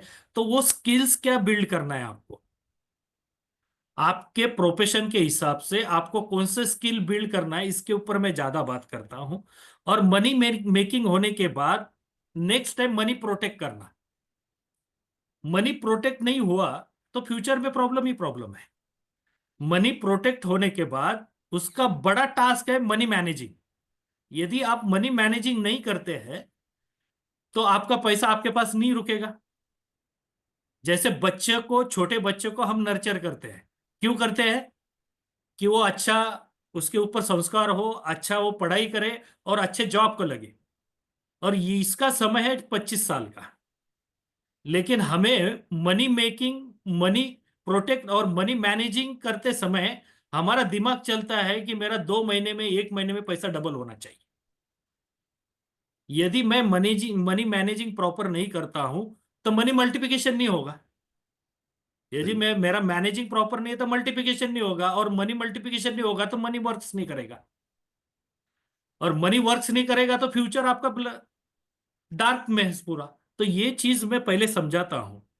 इसमें मेरा एक प्रेजेंटेशन है 3M करके, तो उसमें मैं ये पूरा चीज समझाता हूँ कि मनी मेकिंग कैसे करना चाहिए, स्किल बिल्ड कैसे करना चाहिए, उसके बाद में प्रोटेक्ट कैसे करना चाहिए, उसके बाद में मैनेजिंग कैसे करना चाहिए, और मल्टीप्लिकेशन कैसे करना चाहिए।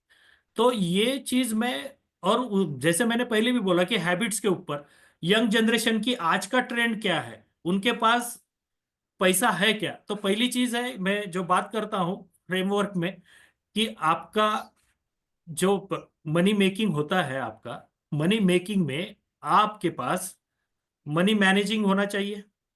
बजट, पहले तो बजटिंग होना चाहिए। यदि मैं कोई भी काम करता हूं तो लोगों को बजटिंग सिखाता हूं कि बजटिंग कैसे करते हैं।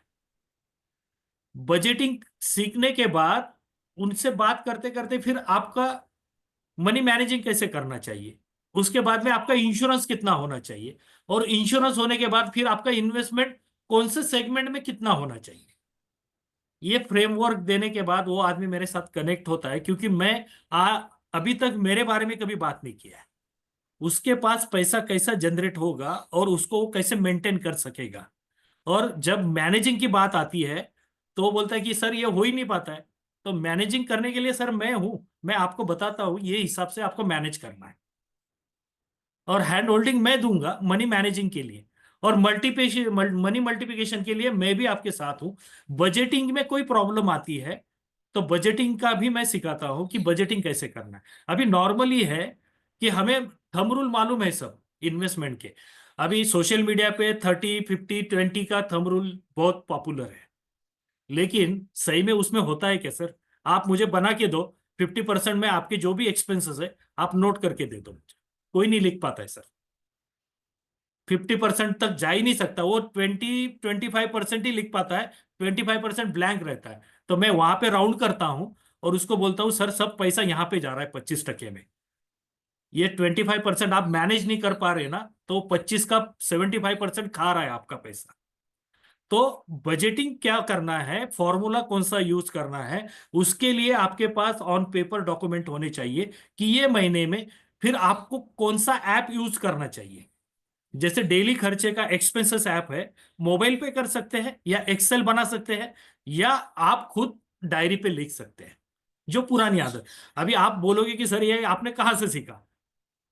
मुझे याद है, मैं अभी भी मार्केटिंग करता हूं तो पेपर में लिपलेट डालता हूं मेरे एरिया में। तो एक 76 ईयर्स ओल्ड पर्सन मेरे ऑफिस में आए थे। तो उन्होंने जब मुझे बोला कि दिलीप मेरा कुछ म्यूचुअल फंड है, कुछ इक्विटी है, ये मुझे थोड़ा गाइड करना है कि ये प्रॉफिट में है या लॉस में है। अभी 76% के लिए मैं इंश्योरेंस की बात नहीं कर सकता हूं ज्यादा, लेकिन वहां पे जब उन्होंने बताया, कि मैंने बोला सर आपके खर्चे कितने हैं, क्या है आप मुझे बताओ। और मैंने उनका पोर्टफोलियो देखा, उसमें कुछ एक दो फंड माइनस में चल रहे थे या निगेटिव रिटर्न था।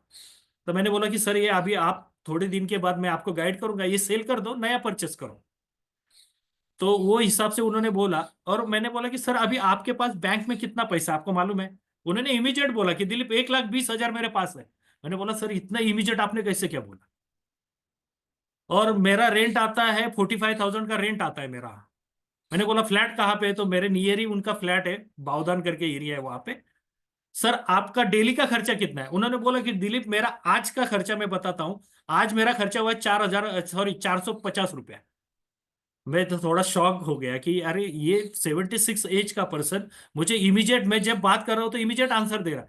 तो उन्होंने मुझे बोला कि दिलीप मेरा एक मोबाइल ऐप है वैलेट एक्सपेंसेस ट्रैकर करके, उसमें मैं शॉप में से निकला या घर पे जाने के बाद रात को या दिन में जब समय मिलता है, मैं 5 10 मिनट निकालता हूँ और उसमें मेरा ये करता हूँ, नोट करता हूँ कि मैंने कितना खर्चा किया है।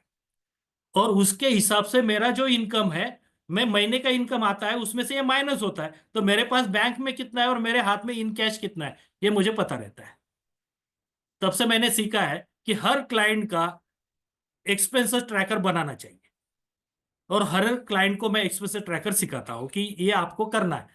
तो इसकी वजह से जब आप कोई भी फॉर्मूला यूज करोगे, 50 30 20 रहने दो, 30 30 30 10 का रहने दो, जो थंब रूल है वो हिसाब से यदि आप फॉलो करोगे तो आप अगले 20 से 25 साल में फाइनेंशियल फ्री हो सकते हैं।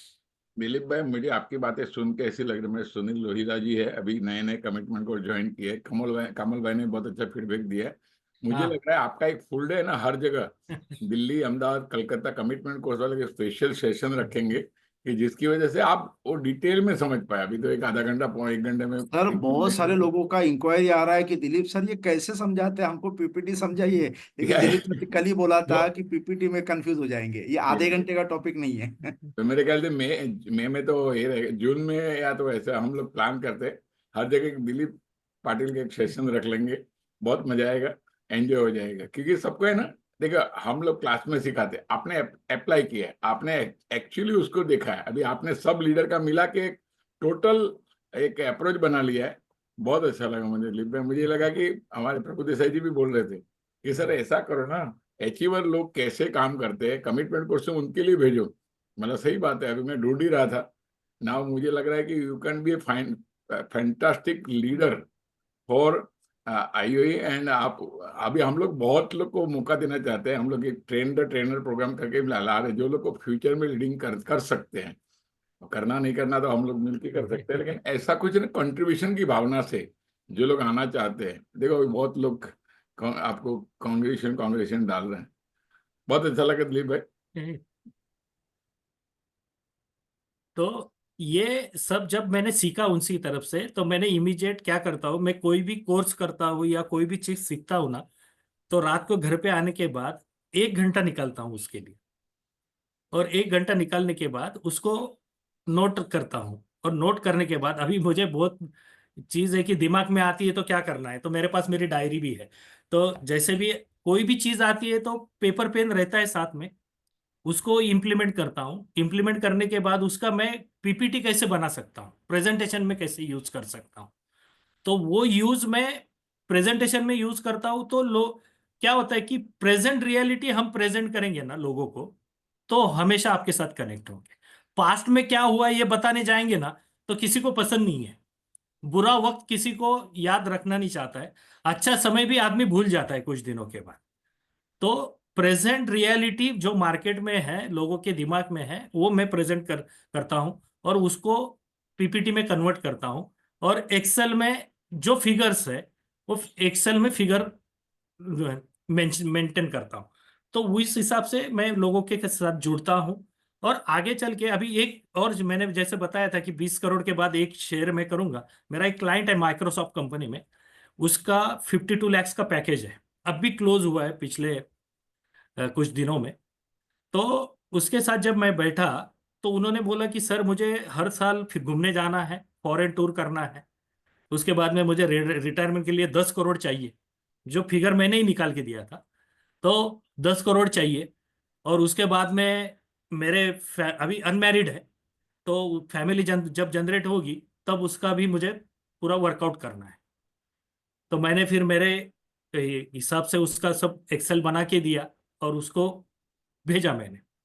तो भेजने के बाद उसने मुझे मेरे से बात हुआ, बोला सर ये थोड़ा सा, उसके बाद में फिर मैंने थोड़ा न्यूरो कनेक्शंस, उसके बाद में दिमाग में थॉट कैसे जनरेट होते हैं, क्रेविंग के चक्कर में सेविंग क्यों नहीं हो पा रहा, इसके ऊपर मैंने बात किया। तो क्रेविंग के ऊपर सेविंग नहीं होता है, तो ये बात करने के बाद वो सेवन मैंने फिर वो गूगल के ऊपर से पूरा बैकअप लिया कि क्रेविंग्स कितने आते हैं आदमी के दिमाग में, और वो कब वो क्रेविंग्स जाते हैं आदमी के। तो वो एक सब्जेक्ट मैंने उनके साथ 10 मिनट बात की। 10 मिनट बात करने के बाद उन्होंने बोला कि सर सही बात है आपकी, कि नॉर्मली यही होता है, आज मेरे दिमाग में आया खर्चा कर लो, और मेरे पास तो अभी आपको मालूम है मेरा पैकेज कितना है, तो पैसे का ये टेंशन नहीं रहता है, अनमैरिड है। तो उसको मैंने प्लान बना के देने के बाद, सर उसने मुझे बोला कि सर ये आपका फीस ले लो और मुझे पूरा फाइनेंशियल प्लानिंग बना के दो। वाह। तो वो फाइनेंशियल प्लानिंग बनाया, क्लोजिंग हुआ।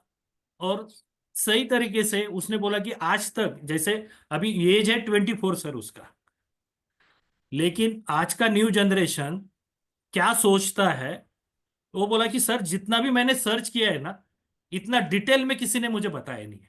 और जो आपने थॉट प्रोसेस जनरेट होती है, न्यूरो कनेक्शन जनरेट होता है, उसके बाद में आप क्या सोचते हो, क्रेविंग्स क्या क्या आते हैं आदमी के दिमाग में, और वो खर्चा कहाँ पे करता है, यंग जनरेशन का ट्रेंड क्या है, यंग जनरेशन कहाँ पे खर्चा करता है, आपने पूरा मुझे एक्सप्लेन किया।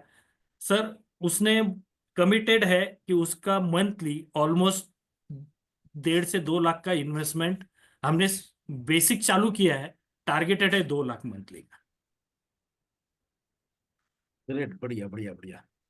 दोस्तों बिलीव करिए, दिलीप सर जब क्लाइंट के सामने समय बिताते हैं, क्लाइंट उनको फीस पूछते हैं। यहाँ पे तो साला उल्टा है, यहाँ पे लोग रिबेट मांगते हैं। तो दिलीप जी, आपको ऐसा कोई रिबेट के रिलेटेड कोई ऐसा किस्सा आया और उसको आपने कैसे हैंडल किया? उसके बाद सर एक्चुअली आप जो प्रेजेंटेशन दे रहे हैं ना, मुझे तो नहीं लगता कि लोग आपसे कुछ रिबेट विबेट की डिमांड करेंगे, लेकिन फिर भी अगर कोई ऐसा किस्सा आया हो उसके बारे में थोड़ा शेयर करिए। सर सही बात बोलूं क्या, तो रिबेट का मेरे पास एक ही केस आया था, लेकिन वो बहुत पुराना है। लेकिन उसका भी मैं ये करूंगा, लेकिन मेरी सोच ही नहीं होती है, मेरी देने की सोच है, इसलिए मेरे से लेने वाला कोई नहीं आता है। बहुत बढ़िया, बहुत बढ़िया, बहुत बढ़िया। कि तो मैं रिबेट के लिए कुछ सोच रहा हूँ, किसी को दे रहा हूँ, और मेरा वीकनेस क्या है ये मुझे मालूम है, और मैं वीकनेस के ऊपर काम करता हूँ। इसलिए नॉर्मली रिबेट बहुत लोग अलग अलग बात करते हैं कि नहीं ये बिजनेस है, बिजनेस में देना पड़ता है, प्रॉफिट में से इतना देना पड़ता है। लेकिन सर 2 चीजें हैं, यदि कोई चीज हम उसको प्रेजेंट में दे, अलग बात है। अभी मैं प्रेजेंट में क्या देता हूं ये भी बताता हूं, ऐसा नहीं है। जब मैं वो फैमिली के साथ जुड़ जाता हूं, तो हर एक मेंबर के बर्थडे के दिन मेरे ऑफिस से गिफ्ट चला जाता है। उनकी मैरिज एनिवर्सरी है, उनके लिए गिफ्ट चला जाता है। कुछ स्पेशल फंक्शन उनके यहाँ हुआ है, अप्रिसिएशन उनके यहाँ चला जाता है मेरा। उसके बाद में कुछ चीज मेरे यहाँ से अच्छी हुई है, तो मेरे कस्टमर के यहाँ आपकी वजह से हुआ है करके कुछ प्रेजेंट चला जाता है।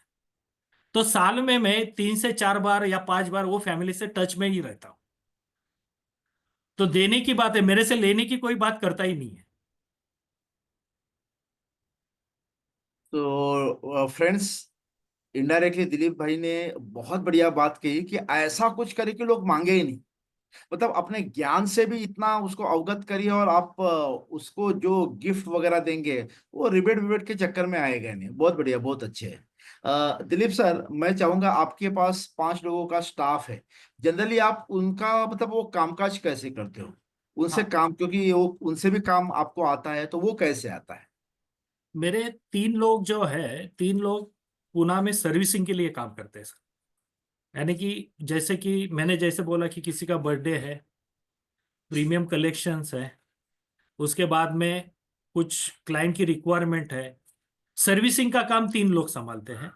उसमें से एक जो स्टाफ है वो पूरा मेरा पीपीटी देखता है, पीपीटी और एक्सेल बनाता है।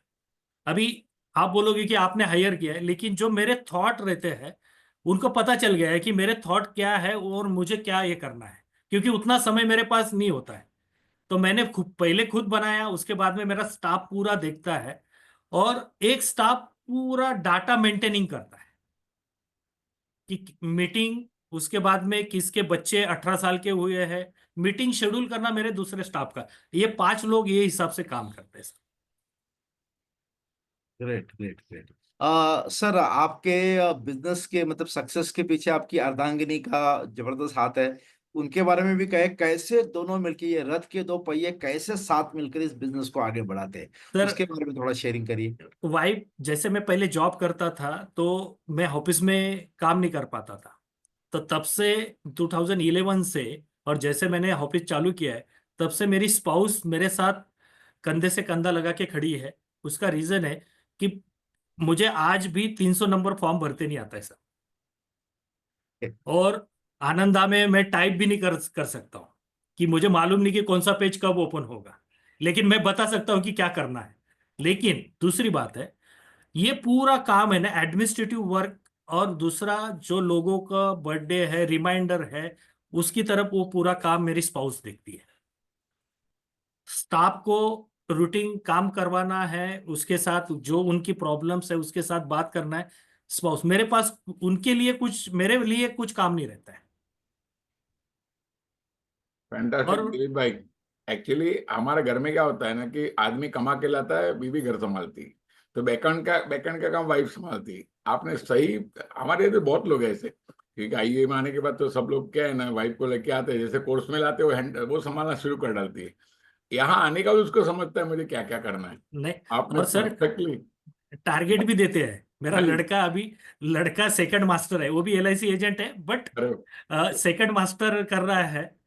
तो उसका सेकंड मास्टर, वो ये दोनों लोग शाम पे जब खाना खाने बैठते हैं ना, तब टारगेट देते हैं कि आज कितना कमाया है आपने, वेरी आज कितना शाम का मीटिंग किया है। अभिजीत भाई, आज शाम का है और कल शाम का गुड न्यूज दे दीजिए सबको, सबके लिए बोनस चीज है। जी जी जी। दोस्तों बिलीव करिए, आज शाम को दीपक भाई, अमोल भाई और पारस भाई, इन तीनों का एक बहुत बढ़िया पावर स्टार्ट, मतलब नए साल की एक जबरदस्त शुरुआत कैसे की जाए उसके ऊपर एक बहुत बढ़िया वेबिनार है। मैं सभी को रिक्वेस्ट करूंगा, आप तो आइए आइए, प्लस आप अपने बाकी एजेंट साथियों से लाइए, क्योंकि आरंभ आरंभ है प्रचंड। तो शुरुआत ही अगर बढ़िया हो गई तो आने वाला पूरा साल, हमारा जो मकसद है, जो हमारा टारगेट है, एमडीआरटी सीओटी टीओटी के पास हम स्पीड से पहुंच सकते हैं। तो इसके बारे में मैं ये पोस्टर बाद में दिखाऊंगा। दिलीप जी, आपके लाइफ का ऐसा कोई केस है जो आपको लगता है कि बड़ा चैलेंजिंग था, हाथ से जाने वाला था, लेकिन वो उस चीज को मैंने ले लिया? एक लास्ट सवाल, और मैं चाहता हूं इसका बढ़िया जवाब आपकी ओर से हमें मिले। सर, इस सही बात बोलूं क्या, मैंने जैसे बोला कि 90% क्लोजिंग है मेरा, इसलिए केस मेरे पास से गया है ऐसा कभी नहीं हुआ है। उसका रीजन मैंने वही बोला कि मैं रिलेशंस के ऊपर बिलीव करता हूँ, और क्लाइंट के साथ रिलेशन इतना अच्छा होता है कि वो से यदि उसने मेरे पास इन्वेस्ट नहीं किया है, फिर भी वो मेरे साथ जुड़ा रहता है। मुझे मालूम है आज नहीं तो कल वो मेरे पास इन्वेस्टमेंट जरूर करेगा। ऐसा केस आज तक नहीं हुआ है सर, कि जो लोगों के साथ मैंने मीटिंग, मेरे पास लिस्ट है, यानी कि 2011 से मेरी डायरी है। तो 2011 से जो जो लोगों से मैं मिला हूं, पहले थोड़ा सा रेशो कम था, लेकिन जैसे मैंने खुद को एजुकेट करना शुरू किया और इम्प्लीमेंटेशन प्योरली हुआ, तो क्लोजिंग में 90% के पास में चला गया सर। गुड। सर, जो लोग ट्रेनिंग में जुड़ना चाहते हैं उनके लिए आप क्या कहना चाहेंगे, मतलब उनका वो डिसीजन, क्योंकि आपको किसी दोस्त ने पहले ही आगाह किया था यार मत करना, ये हो रहा है, आप एज अ बाकी सारे आपके दोस्त अभी यहाँ पे कम से कम 650 लोग हैं, उनको आप क्या राय देंगे, मतलब ट्रेनिंग लाइफ में क्या इम्पैक्ट करता है? दो चीजें मैं बताना चाहूंगा कि लर्निंग मोस्ट मस्ट है लाइफ में। जब तक हम सीखेंगे नहीं, तब तक आगे नहीं बढ़ सकते। इसका रीजन है, हमें जो फील्ड में हम हैं, वो फील्ड में यदि दो चीज इसमें कि पैसे की बात होती है हमेशा, और पैसे के बारे में जितना सीखना चाहोगे उतना कम है। तो मेन चीज है कि ट्रेनिंग करना चाहिए, लर्निंग करना चाहिए, तब ही अर्निंग होगा। जब तक ट्रेनिंग नहीं, लर्निंग नहीं, तब तक अर्निंग नहीं होगा। आपको अर्निंग बढ़ाना है तो 100% जो चीज हमारे रिलेटेड है, यानी कि हमारे बिजनेस रिलेटेड है, वो बिजनेस रिलेटेड आपने सीखना ही चाहिए। क्योंकि सीखेंगे नहीं तो टिकेंगे कैसे सर। और जैसे मेरे बारे में मैं बताऊं, मैं सर्टिफिकेशन कोर्स साल में 2 या 3 करता हूं सर। उसका रीजन है कि जब मेरा बैकग्राउंड आप देखोगे कि मैंने लर्निंग पे ज्यादा फोकस किया है, और लर्निंग में मैं एवरी ईयर्स मैंने टारगेट लेके चलता हूं कि मेरा जो इनकम आता है, इनकम में से 10% मेरे सीखने के लिए, यानी कि लर्निंग के लिए जाने चाहिए। तो वो कहाँ पे जाना है, ये तो हर एक की अलग अलग चॉइस होती है, बट ट्रेनिंग और सर्टिफिकेशन कोर्स ये करना ही चाहिए हर आदमी ने। जब तक आदमी जीता है ना सर, तब तक सीखता है। मरने का भी एक अनुभव सीखना पड़ता है, तब जाके आदमी मरता है। सही बात, सही बात। Yes sir. सो दोस्तों बिलीव करिए, प्रशिक्षण लाइफ में एक बहुत बड़े मायने रखता है। ऐसे ही एक छोटा सा स्टोरी यहाँ पे शेयर करना चाहूंगा। लाइफ में सक्सेस पाने के लिए क्या करना चाहिए, तो एक बार एक गुरु के पास कुछ शिष्य थे। उन्होंने कहा कि गुरु हमें सक्सेसफुल होना है तो क्या करना चाहिए। गुरु, अच्छा ये स्टोरी आपने सुनी होगी, मैं थोड़ा फिर से उसको कहता हूँ। गुरु ने कहा ठीक है, एक काम करो, कल सवेरे सब लोग समुद्र के पास आ जाओ। सब लोग आ गए, मतलब जो एक दो लोग आए थे वो आ गए। अब गुरु ने क्या कहा, चलो मैं जैसे करता हूँ वैसे आप करो। गुरु पानी के अंदर गए तो वो लोग भी अंदर गए।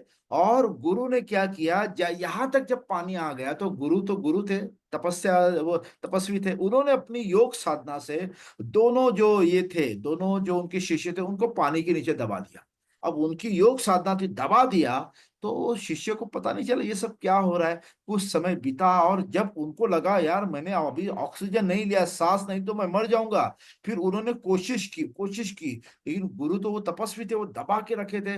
और दोनों को बाद में लगा यार अब तो मैं मर गया, अब तो मेरी जान निकल गई, और दोनों ने जो आखिरी कोशिश की, या करके जो वो उठे, तो गुरु पीछे हट, मतलब पीछे उनको फेंक दिया गया। तो गुरु ने, उन्होंने कहा अरे ये आप क्या कर रहे थे, बोला चलो बाहर आओ। बाहर आने के बाद उन्होंने कहा मैंने तुम्हें दबाया, तुम जब तुम्हारी जान, अच्छा पहले तो तुमने कोशिश की लेकिन मेरा प्रभाव ज्यादा था, लेकिन अंत में जब तुम्हें लगा कि अब तुम्हारी जान जा रही है, और उस समय जो कोशिश की ना, मेरे मेरे योग साधना को भी तुमने हिला के रख दिया। अगर जिंदगी में कोई भी काम उस कोशिश से करो, सफलता तुम्हारे कदमों में होगी। बहुत बड़े मायने रखता है दोस्तों। ये सफलता जो हमारे दिलीप साहब ने अपने जीवन में पाई है, बिलीव करिए, क्लाइंट को मनी मैनेजमेंट सिखाना वो अपने आप में काबिले तारीफ है सर। आपका, आप इंश्योरेंस एजेंट है, आप बिजनेस कोच भी होने चाहिए, फाइनेंशियल कोच भी होने चाहिए।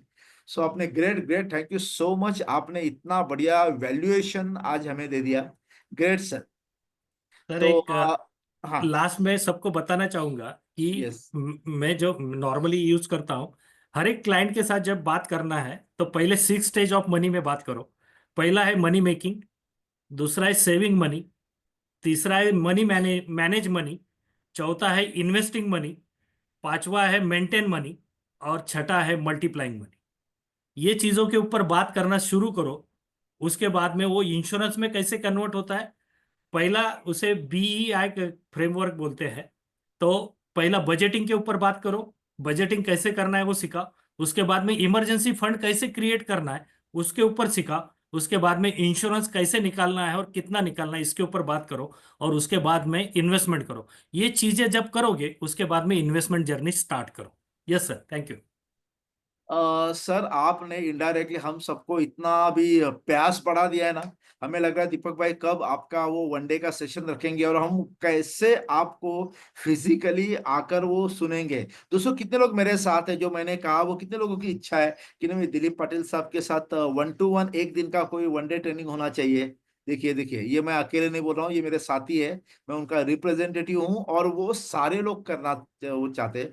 बिलीव करिए हम सिखा रहे हैं, लेकिन हम फिर भी सीखना चाहते हैं। मतलब आपने अपने आप में एक बहुत अच्छी क्वालिटी को मेंटेन किया है, बहुत बढ़िया क्वालिटी को मेंटेन किया, और इसीलिए लोग आपसे भागते नहीं है, वो आपको अट्रैक्ट कर रहे हैं। मतलब आप वो अभी मैग्नेट बन चुके हो, लोग आपको अट्रैक्ट हो रहे हैं। और शायद यही वजह है कि रिबेट का भी बात नहीं आ रहा है, और इस समय 1,000 परिवार, 2,000 लोगों को आपने इंश्योर किया। Great sir, great, thank you so much for your thank you. Valuable sharing. आपका शेयरिंग आज का बहुत बड़ा वैल्यूएबल हुआ, और हमें भी सुनने को इच्छा हो रही है। सो दोस्तों यस सर। बिलीव करिए, एक वो कहते हैं ना, सीखना मतलब किसी का अनुभव सीखना। क्योंकि जंगल में, अगर आप जंगल में फंसे हो और आपको जंगल के बाहर निकलना है, तो आप अपने हिसाब से रास्ता मत देखिए, आप वो रास्ता ढूंढिए जो कोई पहले उस रास्ते से चल के गए। उसको बोलते हैं पैरों के गुण, पाउल वाट बोलते हैं उसको। तो पैरों के वो निशान ढूंढिए कि जहां से कुछ लोग पहले चलकर गए, बस आप उसी रास्ते से जाइए, अपने आप जंगल से बाहर आ जाएंगे। दोस्तों ये फाइनेंशियल जंगल में दिलीप पाटिल जैसे ऐसे जबरदस्त लोग हैं, जिन्हों के पैरों के निशान ऑलरेडी है, कैसे सक्सेस की तरफ बढ़े हैं, और हमें उनको फॉलो करना है। दोस्तों मुझे आज बताते हुए बड़ी खुशी हो रही है कि आने वाले दिनों में एक ऐसे शख्स आ रहे हैं जिनको मेरे जिंदगी में मैंने जब पहली बार सुना, आई वाज सो इम्प्रेस। तो दमानी साहब, बराबर, दमानी साहब जो बिजनेस के बड़े टाइकॉन है, तो वो दमानी साहब आने वाले हैं। तो दमानी साहब का भी बहुत जल्द सेशन होने वाला है। बिलीव करिए, जितने भी लोग हैं 7 बजे आप जुड़ने का प्रयास करिए, क्योंकि 7 से 7:15 के बीच में भी बहुत बढ़िया टॉपिक होते हैं जो आपको सुनना बहुत चाहिए। दोस्तों इसी के साथ साथ मैं आपको कुछ शेयर करना चाहूंगा। मुझे जरा शेयरिंग का अथॉरिटी दे दीजिए, मैं कुछ शेयर करना चाहूंगा। दोस्तों दोस्तों सबसे पहले हमारा हमारा देखिए, अभी ये नए साल में हम एक महाकुंभ करने जा रहे हैं, सोच का, विचारों का, आइडियाज का महाकुंभ हो रहा है। और उस महाकुंभ में पांच पांच लोगों की पांच पांच जबरदस्त आइडिया आएगी, और उस आइडिया में लोग अपने आप को वो स्नान करेंगे, वो लोग स्नान करेंगे, बराबर है, लोग स्नान करेंगे।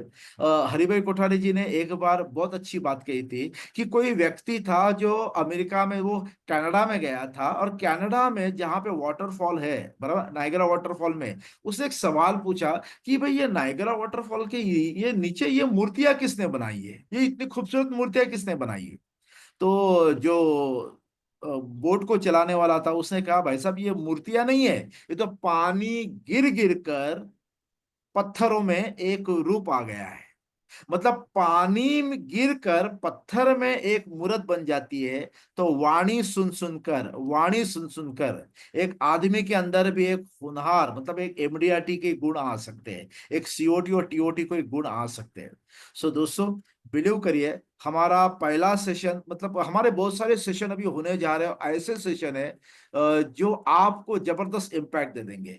दोस्तों हमारा ये देखिए, मैं, हमारा 16 तारीख को होने जा रहा है, 16 तारीख को हमारा होने जा रहा है नई दिल्ली में, न्यू दिल्ली में 16 तारीख को है। जो दिल्ली के आसपास के लोग हैं, यूपी के आसपास के लोग हैं, आप इसका स्क्रीनशॉट निकाल कर अपने पास रखिएगा।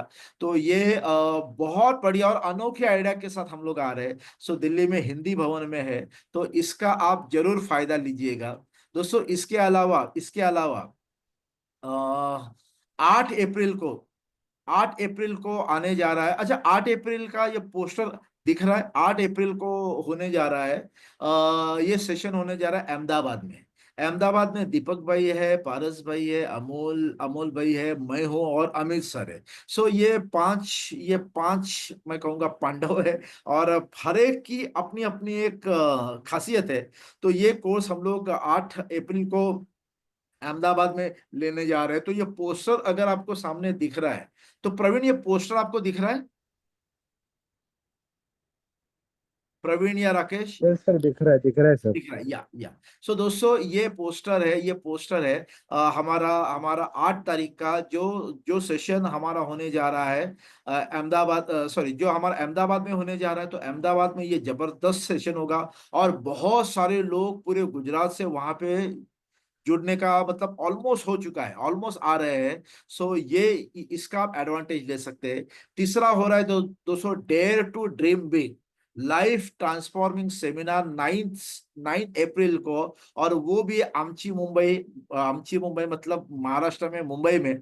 और यहाँ पे टीओटी एजेंट, देखिए हम 5 लोग तो है, लेकिन हमारे साथ आ रहे हैं प्रभाकर नकाशे, भूमिका भूमिका मतलब प्रभाकर नकाशे टीओटी करने वाले बंदे हैं, भूमिका सीओटी कर रही है, ओम प्रकाश गुप्ता फ्रूट बेचने वाला आदमी आज कंटिन्यूस एमडीआरटी कर रहा है, तो इनका सेमिनार है। और मिसेस प्रभु देसाई है, जो एंकरिंग भी करती है और जिनका सीओटी का बिजनेस भी है। मतलब बातों बातों में बहुत सारे आइडियाज उनकी ओर से भी मिलेंगे। तो दोस्तों ये भी एक हमारा बहुत बड़ा ग्रैंड एक महाकुंभ, आइडियाज का महाकुंभ होने जा रहा है 9 अप्रैल को। उसके अलावा दोस्तों 24 अप्रैल को पुणे में, 24 अप्रैल को हम मिल रहे हैं पुणे में, पुणे के तमाम लोगों के लिए। सो यहाँ पे अमोल सर है, मैं हूँ, और यहाँ पे मिस्टर नायर है, मिस्टर नायर, राम नायर है, और प्रभु देसाई जी है, जो अपने अपने बढ़िया अंदाज में, देखिए मिस्टर नायर जो है वो टीओटी है, मतलब वो टॉप ऑफ द टेबल है, प्रभु देसाई वो सीओटी है। और हम लोग आपको जो आइडियाज देंगे वो काबिले तारीफ होगी, अलग अलग सेशन में अलग अलग आइडियाज होगी। अभिजीत भाई इधर मैं भी हूँ, पोस्टर में नाम नहीं है लेकिन मैं भी आ रहा हूँ। अच्छा। सो दीपक भाई का भी वहां पे, वो कहते हैं ना, अज्ञात अज्ञात मतलब ऐसे होता है कि वो रहेंगे, बोले पोस्टर पे नाम नहीं है। तो दीपक भाई भी यहाँ पे होने वाले हैं। तो पुणे का ये पोस्टर दोस्तों ध्यान में, जो पुणे के आसपास के लोग हैं उसका स्क्रीनशॉट निकाल लेना। तो और दोस्तों गुजरात में, सूरत में प्रारंभ 11 अप्रैल को गुजरात में होने जा रहा है, सूरत में होने जा रहा है, जहाँ पे दीपक भाई है, पारस भाई है, अमोल भाई है, प्रभु देसाई सर है, और एक हमारे पटेल साहब है, बराबर है? तो पटेल साहब, भास्कर पटेल साहब है। तो इन लोगों का वहां पे बढ़िया सेशन होने वाला है, जबरदस्त सेशन होने वाला है, तो आपको उसकी बढ़िया वैल्यू मिलेगी। तो सूरत के आसपास के जितने भी लोग इस प्लेटफॉर्म पर इस समय जुड़े हुए हैं, मैं आप सभी को कहूंगा कि आप इसका जरूर फायदा ले लीजिएगा। बराबर है दोस्तों। इसके अलावा ये कल एक बहुत बढ़िया सेशन दीपक भाई का हुआ, जो काबिले तारीफ था, जो डीओ लोगों के लिए बढ़िया था, मस्त था। क्योंकि मैं भी था, मैंने भी सुना। दोस्तों आज आज देखिए आईओई आज ये फ्री में कर रही है, ये जो सेशन है ना, ये फ्री कर रही है। पता है क्यों? क्योंकि एक शुरुआत बढ़िया हो जाए, पावर स्टार्ट। 3 लीडर है, तीनों लीडर नए साल की नई शुरुआत कैसे करने उसके ऊपर जबरदस्त बात करने वाले हैं। तो आज 8 बजे से लेकर 9:30 बजे का है, तो 4 अप्रैल मतलब आज का है। इसको आप जरूर इसका स्क्रीनशॉट ले लीजिए, आप भी अटेंड करिए, और आपके साथ साथ बहुत सारे और लोगों को भी वो अटेंड करवा ली, मतलब अटेंड करने के लिए ये करिए। इसका इसका जो भी अपना लिंक है वो आपको ऑलमोस्ट हमारे जो आईटी टीम है वो आपको भेज देगी, तो ये आपको आ जाएगा दोस्तों। इसके अलावा हाँ, इसके बारे में तो हमने ऑलरेडी बात कर ली है। दोस्तों कल है ना, कल कल मैं कहूंगा कि हम लोग अभी भी थोड़ा सा टेक्नोलॉजी में अभी हम लोग इलिटरेट है, मैं कहूंगा इलिटरेट है, मैं भी हूं उसमें। टेक्नोलॉजी में मास्टर नहीं है, लेकिन मैंने एक व्यक्ति को देखा जो कुछ समय पहले हमारे जैसा ही था, और कुछ समय के बाद टेक्नोलॉजी में जबरदस्त उसने अचीवमेंट कर दिया, जबरदस्त उसने ये किया, और वो व्यक्ति है अमित भाई कोठारी। ये अमित कोठारी जी ने जो टेक्नोलॉजी में जो ट्रांसफॉर्मेशन किया है वो काबिले तारीफ है। आज उनके वेबिनार कई सारे हो रहे हैं, और वो न जाने कितने लोगों को एक साथ जबरदस्त ट्रेनिंग दे रहे हैं। और बिलीव करिए, ये अमित भाई का कल सेशन होने जा रहा है इसके ऊपर, टेक्नोलॉजी के ऊपर, और वो फ्री है। मैं इंसिस्ट करूंगा, इसका पोस्टर आ जाएगा, ये मैं इंसिस्ट करूंगा। अगर पोस्टर है तो मैं हमारे टीम को कहूंगा कि वो पोस्टर दिखाइए। तो वो पोस्टर के माध्यम से आप बिलीव करिए, आपको ना टेक्नोलॉजी को कैसे एडॉप्ट करना ये आ जाएगा। तो आज रात का ये 3 स्टार है, और कल अमित भाई है, जो जबरदस्त सेशन होने वाला है। तो मैं तो आने ही वाला हूं। मैं मेरे जितने ओल्ड इंश्योरेंस एजेंट फ्रेंड है उनको भी मैं इनवाइट कर रहा हूं कि आइए देखिए टेक्नोलॉजी जिंदगी में क्या इफेक्ट करता है, क्या बढ़िया काम करता है। दोस्तों इसका एक छोटा सा एग्जांपल मैं आपको शेयर करना चाहूंगा। कुछ साल पहले मैंने मेरे एक बहुत बड़े क्लाइंट को 25 लाख का जीवन शांति बेचा था। मैंने जीवन शांति बेचा, बिलीव करिए, क्लाइंट जा रहे थे कहीं और इन्वेस्टमेंट के लिए, लेकिन मैंने जीवन शांति का प्रेजेंटेशन दिया, तो क्लाइंट ने जीवन शांति में कन्वर्ट हो गए। और क्लाइंट को फिर मैंने पूछा, सर अगर मैं आपके पास न आता और ये जीवन शांति में न इन्वेस्ट किया होता, तो आप वहां पे जाते, और वहां पे कोई गारंटी वाला कुछ ये नहीं था, आपको क्या लग रहा है?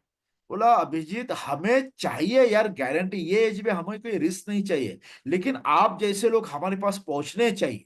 ये मुझे रेफरेंस से मिला था ये क्लाइंट, तो आप जैसे लोग पहुंचने चाहिए। मैंने कहा सर ऐसे अनगिनत लोग हैं जिनके पास अभी भी हमारे जैसे अभिकर्ता नहीं पहुंच पा रहे, आपको लगता है कि हम पहुंचने चाहिए? बोला हाँ पहुंचने चाहिए। तो सर मैं आपका एक रिक्वेस्ट चाहता हूं, मैं आपका, क्योंकि आपका जो डॉक्यूमेंट मैं लाया हूं, ये डॉक्यूमेंट के साथ मैं फोटो निकाल रहा हूं, और ये फोटो अगर आप मुझे परमिशन देते हो तो ये फोटो ज्यादा नहीं, मैक्सिमम 1 महीने के लिए मैं फेसबुक पर रख सकता हूं, और उस फेसबुक पर वो रखूंगा। जो जीवन शांति मैंने प्लान दिया उसके बारे में डिटेल, उस प्लान की खासियत उस पर डालूंगा, और मैं आपको टैग करूंगा, ताकि आपके जितने भी जान पहचान वाले हैं उनको भी लगे कि ये प्लान की खासियत क्या है, और कहीं अरे मतलब कहीं दूर पैसा नहीं लगाए, यहीं पे पैसा लगाए। और उनका अगर एक भी आदमी ने आपको देखकर एलआईसी में पैसा लगाया और उसका पैसा मतलब गारंटेड रिटर्न आ गया, कल को मार्केट गिर गया तो उसको फायदा होगा, क्या आपको लगता है? हाँ हाँ, करो करो। और दोस्तों मैंने जीवन शांति का पूरा डिटेल दिया, मेरे क्लाइंट के साथ फोटो फोटो डाला था, और उनके साथ उनको टैग किया, उनके तमाम क्लाइंट को वो मेरा पोस्ट गया। बिलीव करिए, उनके दोस्त ने 25 लाख जीवन शांति में लगाया है, और जीवन शांति इस समय बहुत बढ़िया प्रोडक्ट है, ऐसा वो सारा आ गया।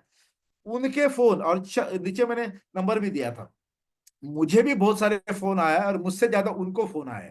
तो क्लाइंट ने मुझे बुलाया, बोला ये सबके फोन नंबर है, फोन आए हैं, ये नंबर है, तो फोन कर। और तूने साला वो फेसबुक पे डाल दिया तो मुझे ही काम पे लगा दिया।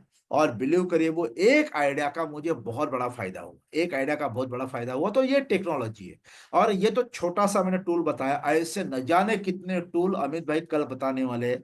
ऐसे न जाने कितने नए नए साल की नई शुरुआत करने के कंसेप्ट आज रात को मिलने वाले हैं। तो दोस्तों आज रात को मिस ना करिएगा, नए साल की एक नई शुरुआत, एक बम जल्द जल्द से जल्द एक धमाका होना चाहिए नए काम का, नए बिजनेस का। और आज भी हमारा एनबी चालू है। कल भी मैंने रात में एक लेट हुआ लेकिन अपॉइंटमेंट मेरा हुआ, जो मुझे क्लाइंट ने आज मॉर्निंग का वादा किया है।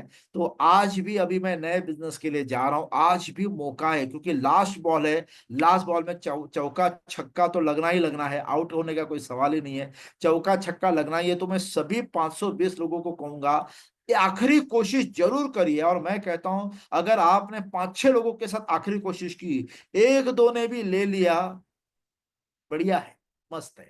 सो बहुत बहुत धन्यवाद। ओवर टू दीपक भाई। दीपक भाई आप लास्ट में आपका कुछ आशीर्वचन नहीं नहीं, कुछ बहुत बोलना बढ़िया है चाहेंगे? दिलीप भाई, बहुत अच्छा लगा अभिजीत। इतना वैल्यू दिया है ना दिलीप भाई ने, बहुत हर एक ने दिया है, लेकिन आज दिलीप भाई ने कुछ डिफरेंट ही वैल्यू दिया है। सो क्लाइंट को दीवाना कैसा बनाया जाए, that's great. So yes, we can close, no issue. Yes Dilip भाई, thank you thank you so much, आपने इतना थैंक यू बढ़िया वैल्यूएशन हमको दे दिया। और तमाम हमारे जो व्यूअर हैं उनको भी बहुत बहुत धन्यवाद, आप कंसिस्टेंटली आ रहे हैं। और मैं चाहूंगा अब आप और लोगों को जोड़िए ताकि इसका फायदा सबको मिले। Thank you so much, wish you all the best. Thank you sir. आज के दिन के लिए सबको ऑल द बेस्ट। या thank you very much. Yes Praveen, you can close.